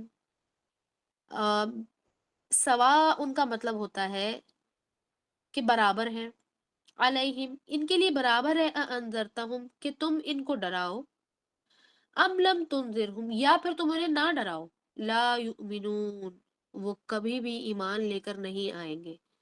اللہ سبحانہ تعالیٰ کہہ رہے ہیں، پہلے ہدایت یافتہ لوگوں کی بات ہو گئی، اب اللہ سبحانہ تعالیٰ نے دوسری کیٹیگری کو یہاں پر مخاطب کرتے ہوئے کہہ رہے ہیں، رسول اللہ کو کہہ رہے ہیں کہ اب تم یہ جو کفر کرنے والے لوگ ہیں یہ برابر ہے ان کے لیے، چاہے تم ان کو وارننگ دو چاہے تم انہیں وارننگ نہ دو، انہوں نے ایمان نہیں لانا. ٹھیک ہے. اب آپ سوچیں ہمارے پاس اپنی زندگی میں کتنی دفعہ ایسا ہوا ہے کہ ہم ایسی سچویشن میں آتے ہیں کہ ہمیں کوئی ڈرائے یا نہ ڈرائے، ہم پھر بھی وہی کام پہ پرسسٹ کرتے ہیں نا. ایک پھر کبھی کبھار ہم دیکھتے ہیں اپنی زندگی کو پلٹ کر، تو ہم دیکھتے ہیں کہ آج سے کئی سال پہلے یہ میں کیوں ایسی کرتی تھی، میں کیوں پردہ نہیں کرتی تھی، ابھی بھی تو میں پردہ کر رہی ہوں، تو میں پہلے پردہ کیوں نہیں کرتی تھی. میں تو آپ ایک خاتون ہونے کے ناطے آپ کو ایک ایسا اگزامپل دے رہی ہوں جو میری زندگی سے بھی ریلیٹڈ ہے، آپ بھی ریلیٹ کر سکتے ہیں. اب وہی چیز جب اس زمانے میں مجھے کوئی کہتا تو میں کہتی پردہ کیسے، میں کیسے کروں پردہ، بڑا مشکل ہے بھائی، مجھ سے نہیں کیا جائے گا. اب کوئی مجھے بتا بھی رہا ہے کہ دوزخ میں چلی جاؤ گی، اللہ ناراض ہو رہا ہے تم سے، یا رسول اللہ کی جو طریقہ کار ہے وہ مسلمان عورتوں کا یہ طریقہ نہیں ہے، پھر بھی مجھے فرق نہیں پڑ رہا تھا. لیکن جب اللہ نے دینی ہوتی ہدایت، وہ اب سچویشن چینج ہو جائے تو پھر ہو جائے. لیکن رسول اللہ صلی اللہ علیہ وسلم کی طرف جب اللہ سبحانہ تعالیٰ نے یہ آیت نازل کی، تو اللہ سبحانہ تعالیٰ کچھ لوگوں کی طرف نشاندہی کرتے ہوئے یہ فرما رہے ہیں کہ کچھ ایسے بھی لوگ ہیں چاہے آپ ان کے ساتھ کچھ بھی کر لیں، انہوں نے وہ کام نہیں کرنا تو وہ نہیں کریں گے. بہرحال یہاں پر کافروں کی مور جنرلائز وے میں بات ہو رہی ہے. آگے ختم اللہ علی قلوبہم، یہاں پر وہ لفظ ہے جو میں نے آپ کو بیان اس لیے کیا تھا کیونکہ اس آیت میں بڑا زبردست طریقے سے وہ استعمال ہو رہا ہے. ختم اللہ علی قلوبہم، اللہ سبحانہ تعالیٰ نے قلوبہم ان کے دلوں کے اوپر سیل لگائی ہوئی ہے، بند کیا ہوا ہے، چاروں طرف سے وہ بند ہے. ٹھیک ہے، نہ کوئی روشنی اندر جا رہی ہے نہ اندر سے کچھ باہر آ رہا ہے، بیسکلی سیل ہوئے ہوئے، لاکس لگے ہوئے ہیں. یہاں پر لاکس کے لیے قفل استعمال ہوتا ہے، قرآن کی دوسری آیتوں میں قفل استعمال ہوا ہے، لیکن ختم اللہ کا مطلب ہے سیل ہوئے ہوئے. ٹھیک ہے. اچھا سیل کا مطلب کیا ہوتا ہے ذرا بتائیے گا. سیل کہاں سے لگی ہوتی ہے، اندر سے لگی ہوتی ہے سیل یا باہر سے لگی ہوتی ہے سیل؟ کسی چیز پر جب آپ سیلنگ کرتے ہیں تو سیل کہاں سے کرتے ہیں، باہر سے یا اندر سے؟ سوچیں ذرا. جو باہر سے سیل ہوتی ہے وہ باہر سے ہوتی ہے سیل. جی ہاں، ختم اللہ علی قلوبہم، اللہ نے لگائی ہے سیل ان کے دلوں کے اوپر. ٹھیک ہے. وعلی سمعہم، اور ان کے کانوں پر بھی لگائی ہوئی ہے، نہ کہ یہ کہ صرف اور صرف دل پہ لگی ہوئی ہے، کانوں پر بھی لگی ہوئی ہے. ٹھیک ہے. کانوں سے مراد کان ویسے تو کھلے ہوئے ہیں، کان میں کوئی کچرا بھی نہیں ہے، کان میں کوئی انفیکشن بھی نہیں ہے، کان ویسے تو کھلے ہوئے ہیں لیکن دل تک آواز نہیں جا رہی ہے. اس کا مطلب یہ ہے کہ ہمیں اس آیت کے اس حصے سے یہ بھی پتہ چلتا ہے کہ دل میں ہدایت جانے کا ایک اور ذریعہ جو ہے وہ کان ہے. ٹھیک ہے. کان بھی ہے، یا ہماری جو سینس آف ہیئرنگ ہے، یہ بہت امپورٹنٹ سینس ہے ہدایت کے لیے، نور کے لیے. ٹھیک ہے. یہ ایک ہمیں یہاں سے سبق ملتا ہے. وَعَلَىٰ أَبْصَارِهِمْ غِشَاوَةٌ، اور ان کی آنکھوں پر. اچھا جی دیکھیے یہاں پر آنکھوں کا جو لفظ میں نے استعمال کیا ہے وہ میں نے غلط کر دیا ہے، لیکن آپ کو سمجھ میں آئے گا کہ میں نے یہ محاورتی جملے میں کہا ہے. ابصارہم کا مطلب ہوتا ہے سینس آف ویژن. ٹھیک ہے. جو ویژن ہے نا آپ کا، اس کی بات ہو رہی ہے، نہ کہ آنکھوں کی بات ہو رہی ہے. آنکھوں کی بات ہوتی تو پھر عیون لکھا ہوتا. ٹھیک ہے. تو قرآن میں آپ کو ڈفرینٹ ورڈز ملیں گے، لیکن اس وقت ہم مطلب کو دیکھ رہے ہیں. تو ابصارہم کا مطلب ہے ویژن. نظر تو انہیں آتا ہے لیکن آنکھوں پر ان کے پٹی بندھی ہوئی ہے، ہم کہتے ہیں نا اردو میں. یہاں پر اللہ سبحانہ تعالیٰ نے کہا پٹی وٹی نہیں بندھی ہوئی، آنکھوں کے سامنے ایک کور آیا ہوا ہے بس. اسی لیے ان کے جو دل ہیں وہ بھی بند ہے. اب ہمیں یہاں سے کیا پتہ چلتا ہے کہ آنکھوں اور کانوں کے ذریعے ایک اور حصہ ہمیں ملتا ہے، آنکھوں اور کانوں کے ذریعے ہدایت ملتی ہے. لہٰذا ہم جو چیزیں دیکھتے ہیں نا، یہ جو یہ ریلز دیکھتے رہتے ہیں انسٹاگرام اور یہ وہ فلاں فلاں چیزیں، پھر آنکھوں کا پردہ چاہے مرد ہو چاہے عورت ہو، یا غلط قسم کی گیدرنگز میں بیٹھنا، فضول خرافات سنتے جانا، فضول قسم کی چیزوں میں حصہ لینا جو کہ ہماری جس کو ہم کہتے ہیں لغویات ہیں، یہ تمام چیزیں ہماری ہدایت کے بیچ میں ہرڈل بھی بن سکتی ہیں اور بنتی ہیں۔ اسی طرح سے ان چیزوں کا خیال رکھنے کا مطلب ہے کہ پھر یہ ہرڈلز ہٹ بھی جائیں گے۔ اگر آپ ان چیزوں کا خیال رکھتے ہیں، اپنے ان معاملات کا دیکھنے کا سننے کا خاص خیال رکھتے ہیں، خرافات میں کم سے کم پڑھتے ہیں تقوی کی خاطر، اللہ سبحانہ تعالیٰ کی رضا کی خاطر، تو اس کا مطلب ہے کہ ہدایت آپ کی کافی حد تک گارنٹی ہو گئی ہے، ٹھیک ہے۔ تو ایک چیز ہمیں یہاں سے اس آیت سے یہ بھی ملتی ہے۔ اچھا، میں اس آیت کو ختم کرنا چاہوں گی، اور آئی ہوپ اگر آپ لوگ بیٹھیں گے 10 منٹ اور تو پھر تو ہم اس کو 10 تک ختم کر لیں گے، نہیں تو پھر میں اس آیت کو فنش کر کے سوری آیت نمبر 8 تک فنش کر کے پھر میں اس کو کلوز کر لوں گی، ٹھیک ہے۔ تو مجھے بتائیے گا اگر آپ لوگ بیٹھنا چاہتے ہیں تو ہم آیت 10 تک کر لیں گے بس۔ اعوذ باللہ من الشیطان الرجیم۔ اب صارحم غشاوہ ہم نے کورنگ کو دیکھ لیا تھا، پھر وَلَهُمْ عَذَابٌ عَظِيمٌ، اور ان لوگوں کے لیے عذاب عظیم ہے۔ اس پوری آیت میں ایک ہی کیٹیگری کو اللہ سبحانہ تعالیٰ بیان بھی کر رہے ہیں اور ان کو وارننگ بھی دے رہے ہیں، جیسے کہ انڈائریکٹلی ہم کسی کو وارننگ دے رہے ہوتے ہیں نا کہ اس طرح کے جو لوگ ہیں یہ ایسے ہیں، وہ اگر سن رہے ہیں تو نصیحت لینے والے یہاں سے بھی نصیحت لے سکتے ہیں، ٹھیک ہے، کہ ایک ایسی آیت بیان کی جا رہی ہے جس میں اللہ سبحانہ تعالیٰ کہہ رہے ہیں کہ ان کی آنکھوں کے کام کچھ اس قسم کے ہیں اور ان کے کانوں سے بھی اس طرح کے کام لے رہے ہیں، لہٰذا ان کے دلوں پر ہم نے مہر لگا دی ہے، ٹھیک ہے، اور مہر لگانے کا مطلب ہے باہر سے اس کو بند کر دیا ہے، اب باہر سے کچھ نہیں آ رہا۔ اچھا، کیا کس نے؟ اللہ سبحانہ وتعالی، ختم اللہ نے ختم کیا، اللہ نے سیل لگائی ہے، ان کے لیے بہت بڑا عذاب ہے۔ اچھا جی، یہاں پر ہم ایک فارم آف ورڈ سمجھیں گے قرآن میں، عظیم، علیم، کریم، رحیم، یہ ایک سرٹن فارم آف ورڈز ہے جو قرآن میں اللہ سبحانہ تعالیٰ استعمال کرتے ہیں۔ عربی میں بھی آپ کو اس کا طریقہ سمجھا دیا جائے گا انشاءاللہ، اور آپ بہت اچھے سمجھیں گے، بڑا انٹرسٹنگ ہے، اور ایک نہیں بہت سارے اور بھی فارمز ہیں۔ تو یہ والی جو فارم ہے یا میم کے ساتھ جو آتی ہے، اس کا مطلب ہوتا ہے رحیم، جو اللہ سبحانہ تعالیٰ کا نام ہے الرحیم، یعنی کہ سوچنے والا تو یہ بھی سوچے گا کہ بسم اللہ الرحمن الرحیم کیوں بول رہے ہیں ہم، رحمان کہہ دیا تو رحیم کیوں کہہ رہے ہیں، اور اگر رحیم کہہ دیا تو رحمان کیوں کہہ رہے ہیں۔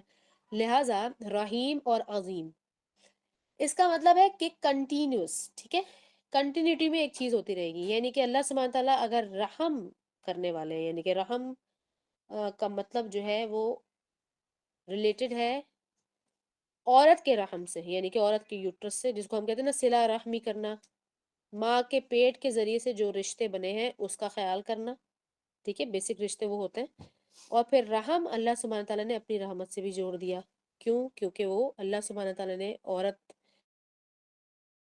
یا ممتا ایسی بنائی ہے کہ چاہے بچہ اس کا جیسا بھی ہو وہ اپنے بچے پر رحم کرتی ہے، تو اپنے اس رحم کے ایٹریبیوٹ کی وجہ سے وہ اپنے بچے کو پالتی ہے، پوستی ہے، بڑا کرتی ہے، نشو و نما کرتی ہے اس کی، ٹھیک ہے، اور یہ کوالٹی اللہ سبحانہ تعالیٰ نے اپنے رحمت کی ذریعے سے، اپنے رحم کے اندر سے اس کوالٹی سے نکال کر عورت کے اندر ایک کوالٹی دی ہے، تو رحیم اسی سے نکلا ہے۔ تو کنٹینیوس رحم کرنا، اردو میں جو رحم ہوتا ہے، مسلسل کسی پر کرم کرنا، کسی کے لیے آسانی کرنا، اس کو کہتے ہیں رحم کرنا، ٹھیک ہے۔ عظیم کا مطلب ہے کنٹینیوس، یہاں پر بات ہو رہی ہے وَلَهُمْ عَذَابٌ عَظِيمٌ، تو ان کے لیے ایسا عذاب ہے جو کہ عظیم ہے، مسلسل عذاب ہے، ایسا نہیں ہے کہ ایک خاص انٹینسٹی پہ ہوگا اس کے بعد ختم ہو جائے گا یا کم ہو جائے گا، نہیں، وہی سیم انٹینسٹی جاری رہے گی، پھر جیسے کہ ایک حدیث میں رسول اللہ صلی اللہ علیہ وسلم بیان کرتے ہیں کہ میں نے ایک شخص کو دیکھا کہ جب میں معراج کو گیا تھا اور جب عذاب اور اللہ سبحانہ وتعالی نے باؤنٹیز دکھائی تھی جنت کی، تو اس میں رسول اللہ صلی اللہ علیہ وسلم بیان کرتے ہیں ایک شخص کو دیکھا کہ اس کا سر جو ہے وہ ہتھوڑے سے وہ فرشتے کچل دیتے تھے اور پھر وہ دوبارہ سے بن جاتا تھا، وہ دوبارہ ہتھوڑے سے کچل دیتے تھے، بڑا سا ہتھوڑا تھا، ٹھیک ہے، اس کی مزید ڈیٹیلز ہیں لیکن میں آپ کو تھوڑا سا بتا رہی ہوں۔ تو یہ کیا ہے؟ ایک فارم آف عذاب عظیم ہے، بہت بڑا عذاب ہے، ظاہر ہے کتنا تکلیف دہ عذاب ہے، لیکن وہ مسلسل چل رہا ہے، وہ رکنے نہیں والا تھا، قیامت تک ہوتا رہے گا وہ اس کے ساتھ، اس کے سوری نعوذ باللہ، قیامت سے جو شروع ہوگا، جب اس کا یعنی کہ ورڈکٹ آ جائے گا، حساب شروع ہو جائے گا، اس کے بعد آخر تک وہ ہمیشہ سے لے کر ہمیشہ تک چلتا رہے گا، جو کہ ہم نہیں جانتے ہمیشہ کی کیا ایکسپلینیشن ہے، ظاہر سی بات ہے، ہماری تو بہت چھوٹی سی لمیٹڈ سی عقل ہے۔ تو یہ فارم آف ورڈز آپ سمجھیں گے، علیم، عذاب علیم بھی آتا ہے، اور ایک لفظ ہے علیم جو میں نے تجوید کے اندر بھی آپ لوگ کو تھوڑا سا سمجھانے کی کوشش کی تھی۔ علیم اور علیم میں الف لام میم جو ہوتا ہے، الف لام میم، حمزہ لام میم، علم ناک ہم کہتے ہیں نا اردو میں، علم مینز غم زدہ، ٹارچر والا، علیم مسلسل ٹارچر، عظیم بہت بڑا ہے اور مسلسل ہوتا رہے گا، وہ بہت یعنی کہ اس کی جو انٹینسٹی ہے، یا کہنا چاہیے نا اتنا بڑا ہے، اتنا بڑا ہے، وہ بہت بڑا عذاب ہے۔ اسی طرح سے علیم جو لفظ اللہ سبحانہ تعالیٰ کا نام کے لیے ہم استعمال کرتے ہیں، علیم، اللہ سبحانہ تعالیٰ کا علم ایسا علم ہے جو کہ مسلسل علم جو ہے وہ چلتا جا رہا ہے، ایک خاص لیول پر آ کے رک نہیں جائے گا، یا کسی خاص چیز کے بارے میں بیان کرنے کے بعد وہ علم ختم نہیں ہو جائے گا، یا ہم کہیں گے کہ ہاں تمام چیزوں کا علم ہے، ایور ایکسپینڈنگ اس کو بیان کرتے ہیں، ایور ایکسپینڈنگ، مبالغے کا صیغہ، مطلب اس کو مبالغے کا صیغہ ہے ہاں اور اس میں ایگزیجریشن، شدت پائی ایگزیکٹلی، جائے گی۔ ہاں جی، مبالغے کا صیغہ سے یہ ثنا اس لیے بیان کریں گی، ثنا نے عربی کی کچھ کلاسز اچھے سے سمجھی تھی، بیسک والی، اور یہاں پر میرے خیال ہے چند ایک اور بھی لوگ ہیں جو جو اس کلاس میں وہ ہم سمجھتے رہے ٹرمز کو۔ تو مبالغے کا صیغہ اردو میں انہوں نے کہا ہے، تو مبالغے کا صیغہ کا مطلب ہے ایگزیجریشن کی فارم، ٹھیک ہے، صیغہ مطلب فارم، اور ایگزیجریشن کہتے ہیں مبالغے کو، ٹھیک ہے، مبالغہ آرائی۔ اچھا، یہ یاد رکھیے گا کہ لفظ ہم جب کہتے ہیں مبالغہ، تو مبالغہ اردو میں ہم کہتے ہیں کسی چیز کے بارے میں زیادہ زیادہ بولنا، لیکن ایسی ہوتی نہیں ہے، لیکن قرآن میں جب ہم یہ لفظ کہہ رہے ہیں تو یاد رکھیے گا کہ یہ ایگزیجریشن تو ہو رہی ہے، لیکن یہ حقیقی طور پر ایسا ہی ہوگا، ٹھیک ہے، یہ ابھی تو ہم نے پڑھا شروع کیا آیت میں کہ یہ ہمارے ایمان کا حصہ ہے۔ وَمِنَ النَّاسِ مَن يَقُولُ آمَنَّا بِاللَّهِ وَبِالْيَوْمِ الْآخِرِ وَمَا هُمْ بِمُؤْمِنِينَ، اور پھر لوگوں میں سے کچھ لوگ ایسے ہیں، وَمِنَ النَّاسِ، الناس جو ہے وہ اوور آل تمام انسانوں کی بات ہو رہی ہے، ٹھیک ہے، انسانوں میں سے کچھ لوگ ایسے ہیں، مئی جو کہ یقول وہ کہتے ہیں، آمنا ہم ایمان لائے، باللہ اللہ پر یا اللہ کے ساتھ، وبالیوم الآخر اور آخرت کے دن پر بھی ایمان لائے، وما ہم بمؤمنین اور نہیں ہے وہ لوگ مومنوں میں سے، ٹھیک ہے، مومنوں کے ساتھ نہیں ہے، مومنوں میں سے بھی نہیں ہے، کچھ لوگ ایسے ہیں جو کہتے ہیں، اب یہ وہ گروپ ہے جس کا میں نے کہا کہ آپ کو بیک گراؤنڈ بتاؤں گی میں انشاءاللہ، تو وہ بیک گراؤنڈ ان لوگوں کے بارے میں، یعنی کہ ظاہر ہے رسول اللہ صلی اللہ علیہ وسلم کو بیان کیا جا رہا ہے کہ کچھ لوگ ایسے ہیں جو کہ آپ کو کہہ تو رہے ہیں کہ ہم ایمان لے آئے، لیکن وہ ایمان نہیں لے کر آئے ہیں، نہ آخرت پر، نہ ہی اللہ پر، اور وہ مومنوں کے ساتھ بھی نہیں ہے، اور مومنوں میں سے بھی نہیں ہے، ٹھیک ہے، ایمان لانے والے لوگ نہیں ہیں۔ کون لوگ ہیں وہ آپ کے خیال میں؟ صرف یہاں تک کیا سمجھ آتی ہے آپ کو؟ ہاں جی،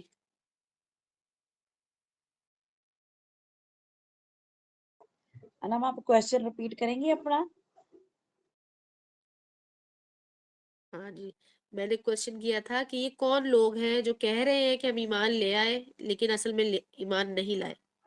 منافقین کی بات ہو رہی ہے، ہاں جی، اور منافقین، اور میری بات ہو رہی ہے کیونکہ میں ہم سب بھول کی بات جاتی ہوں ہے۔ نا۔ ابھی دیکھیں، اب پہلی آیت آئی ہے منافقوں کے بارے میں، صحیح ہے جی، اللہ سبحانہ وتعالیٰ نے کہہ دیا کہ ان کے جو ہے نا ہارٹ پہ سیل ہوتا ہے، ان کے دل، ان کے قلوب جو ہے میں نے باہر سے بند کیے، میں نے کیا، اللہ کہہ رہے ہیں میں نے کیا ہوتا ہے۔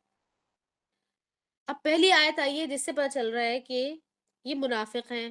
بیک گراؤنڈ یہ ہے کہ رسول اللہ صلی اللہ علیہ وسلم کو کچھ منافقین کے بارے میں بتا دیا گیا تھا، ٹھیک ہے، یہ تمام منافق تھے اور ڈرامہ کرتے تھے، رسول اللہ کے ساتھ بیٹھ جاتے تھے محفلوں میں، اور سارے آئیڈیاز اور جو بھی پلانز ہیں سننا اور پھر آگے جا کے بتانا، یہ تمام معاملات کو کرتے تھے، ٹھیک ہے، ہم بیک گراؤنڈ میں دیکھیں گے انشاءاللہ سمجھ آئے گی۔ لیکن ہمیں یہاں پتہ چلتا ہے کہ ایک خاص گروپ کے بارے میں بات ہو رہی ہے، صحیح ہے، اور ثنا نے میرے ساتھ اور دوسری کلاسز میں یہ کیا ہوا، اس لیے انہوں نے تھوڑا سا آگے کا بیان کر دیا۔ اب جیسے ہی اب آگے آیتوں میں جائیں گے نا، تو دوسری میں آپ کو لگے گا کہ اچھا جی یہ فلاں بندے کی بات ہو رہی ہے، پھر تیسری میں آپ کو پتہ چلے گا جی جی جی بالکل ہم نے ایسے لوگ دیکھے ہیں اپنی زندگی میں، ہاں جی ہاں جی وہ بندہ ہے نا، یا فلاں ہماری فیملی میں، فلاں میری جگہ میں ہے، فلاں میری یونیورسٹی میں، فلاں میرے ورک پلیس میں بندہ ہے، وہ اس قسم کا ہی لگتا ہے، بالکل ہاں 100% ایسا ہی ہے۔ لیکن جیسے ہی آپ مزید 4 5 6 7 8 آیتوں میں پہنچیں گے منافقوں کی، اینڈ میں آپ کو لگے گا کہ یہ اور کسی کی بات نہیں ہو رہی تھی، یہ آپ کی اپنی بات ہو رہی تھی، ٹھیک ہے؟ لہٰذا اس لیے میں نے کہا کہ اگر آپ لوگ تھوڑا بیٹھنے کو تیار ہیں تو میں اس کو بیان کرتی ہوں، نہیں تو ہم اس کو یہاں پر کلوز کرتے ہیں، ٹھیک ہے؟ پھر رسول اللہ صلی اللہ علیہ وسلم کو اللہ سبحانہ تعالیٰ نے یہ کہہ ہے نا، دیا، جی جی سوری ٹو انٹرپٹ یو، میں نے کہا یہ بہت اچھا اور بڑا سمجھنے والا ہے اور اس کو پورا ٹائم دینا چاہیے۔ جی بالکل، آج تو بس اس کو پھر ایسے پھر اس کا مزہ نہیں آئے گا، پڑھنے کا مزہ نہیں آئے گا اس کو اور یہ بہت مطلب کہ اہم آیتیں ہیں ہماری زندگی ہاں کے لیے، ٹھیک ہے؟ تو اس قرآن کو شروعات کرنے کے لیے بہترین ہاں آیتیں ہیں، بالکل اور اس کو ایسی مطلب ہیں کہ آپ روز پڑھیں ڈیٹیل اور سے روز دیکھیے۔ روتے چلے جائیں، ٹھیک ہے؟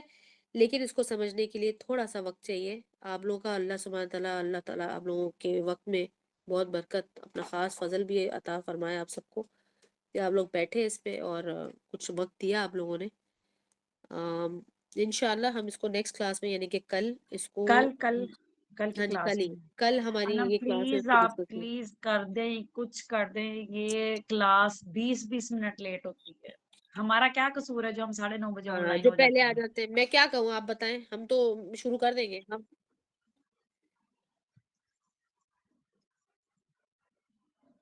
صحیح ہے تو پھر لوگوں کو، ہاں کر دیں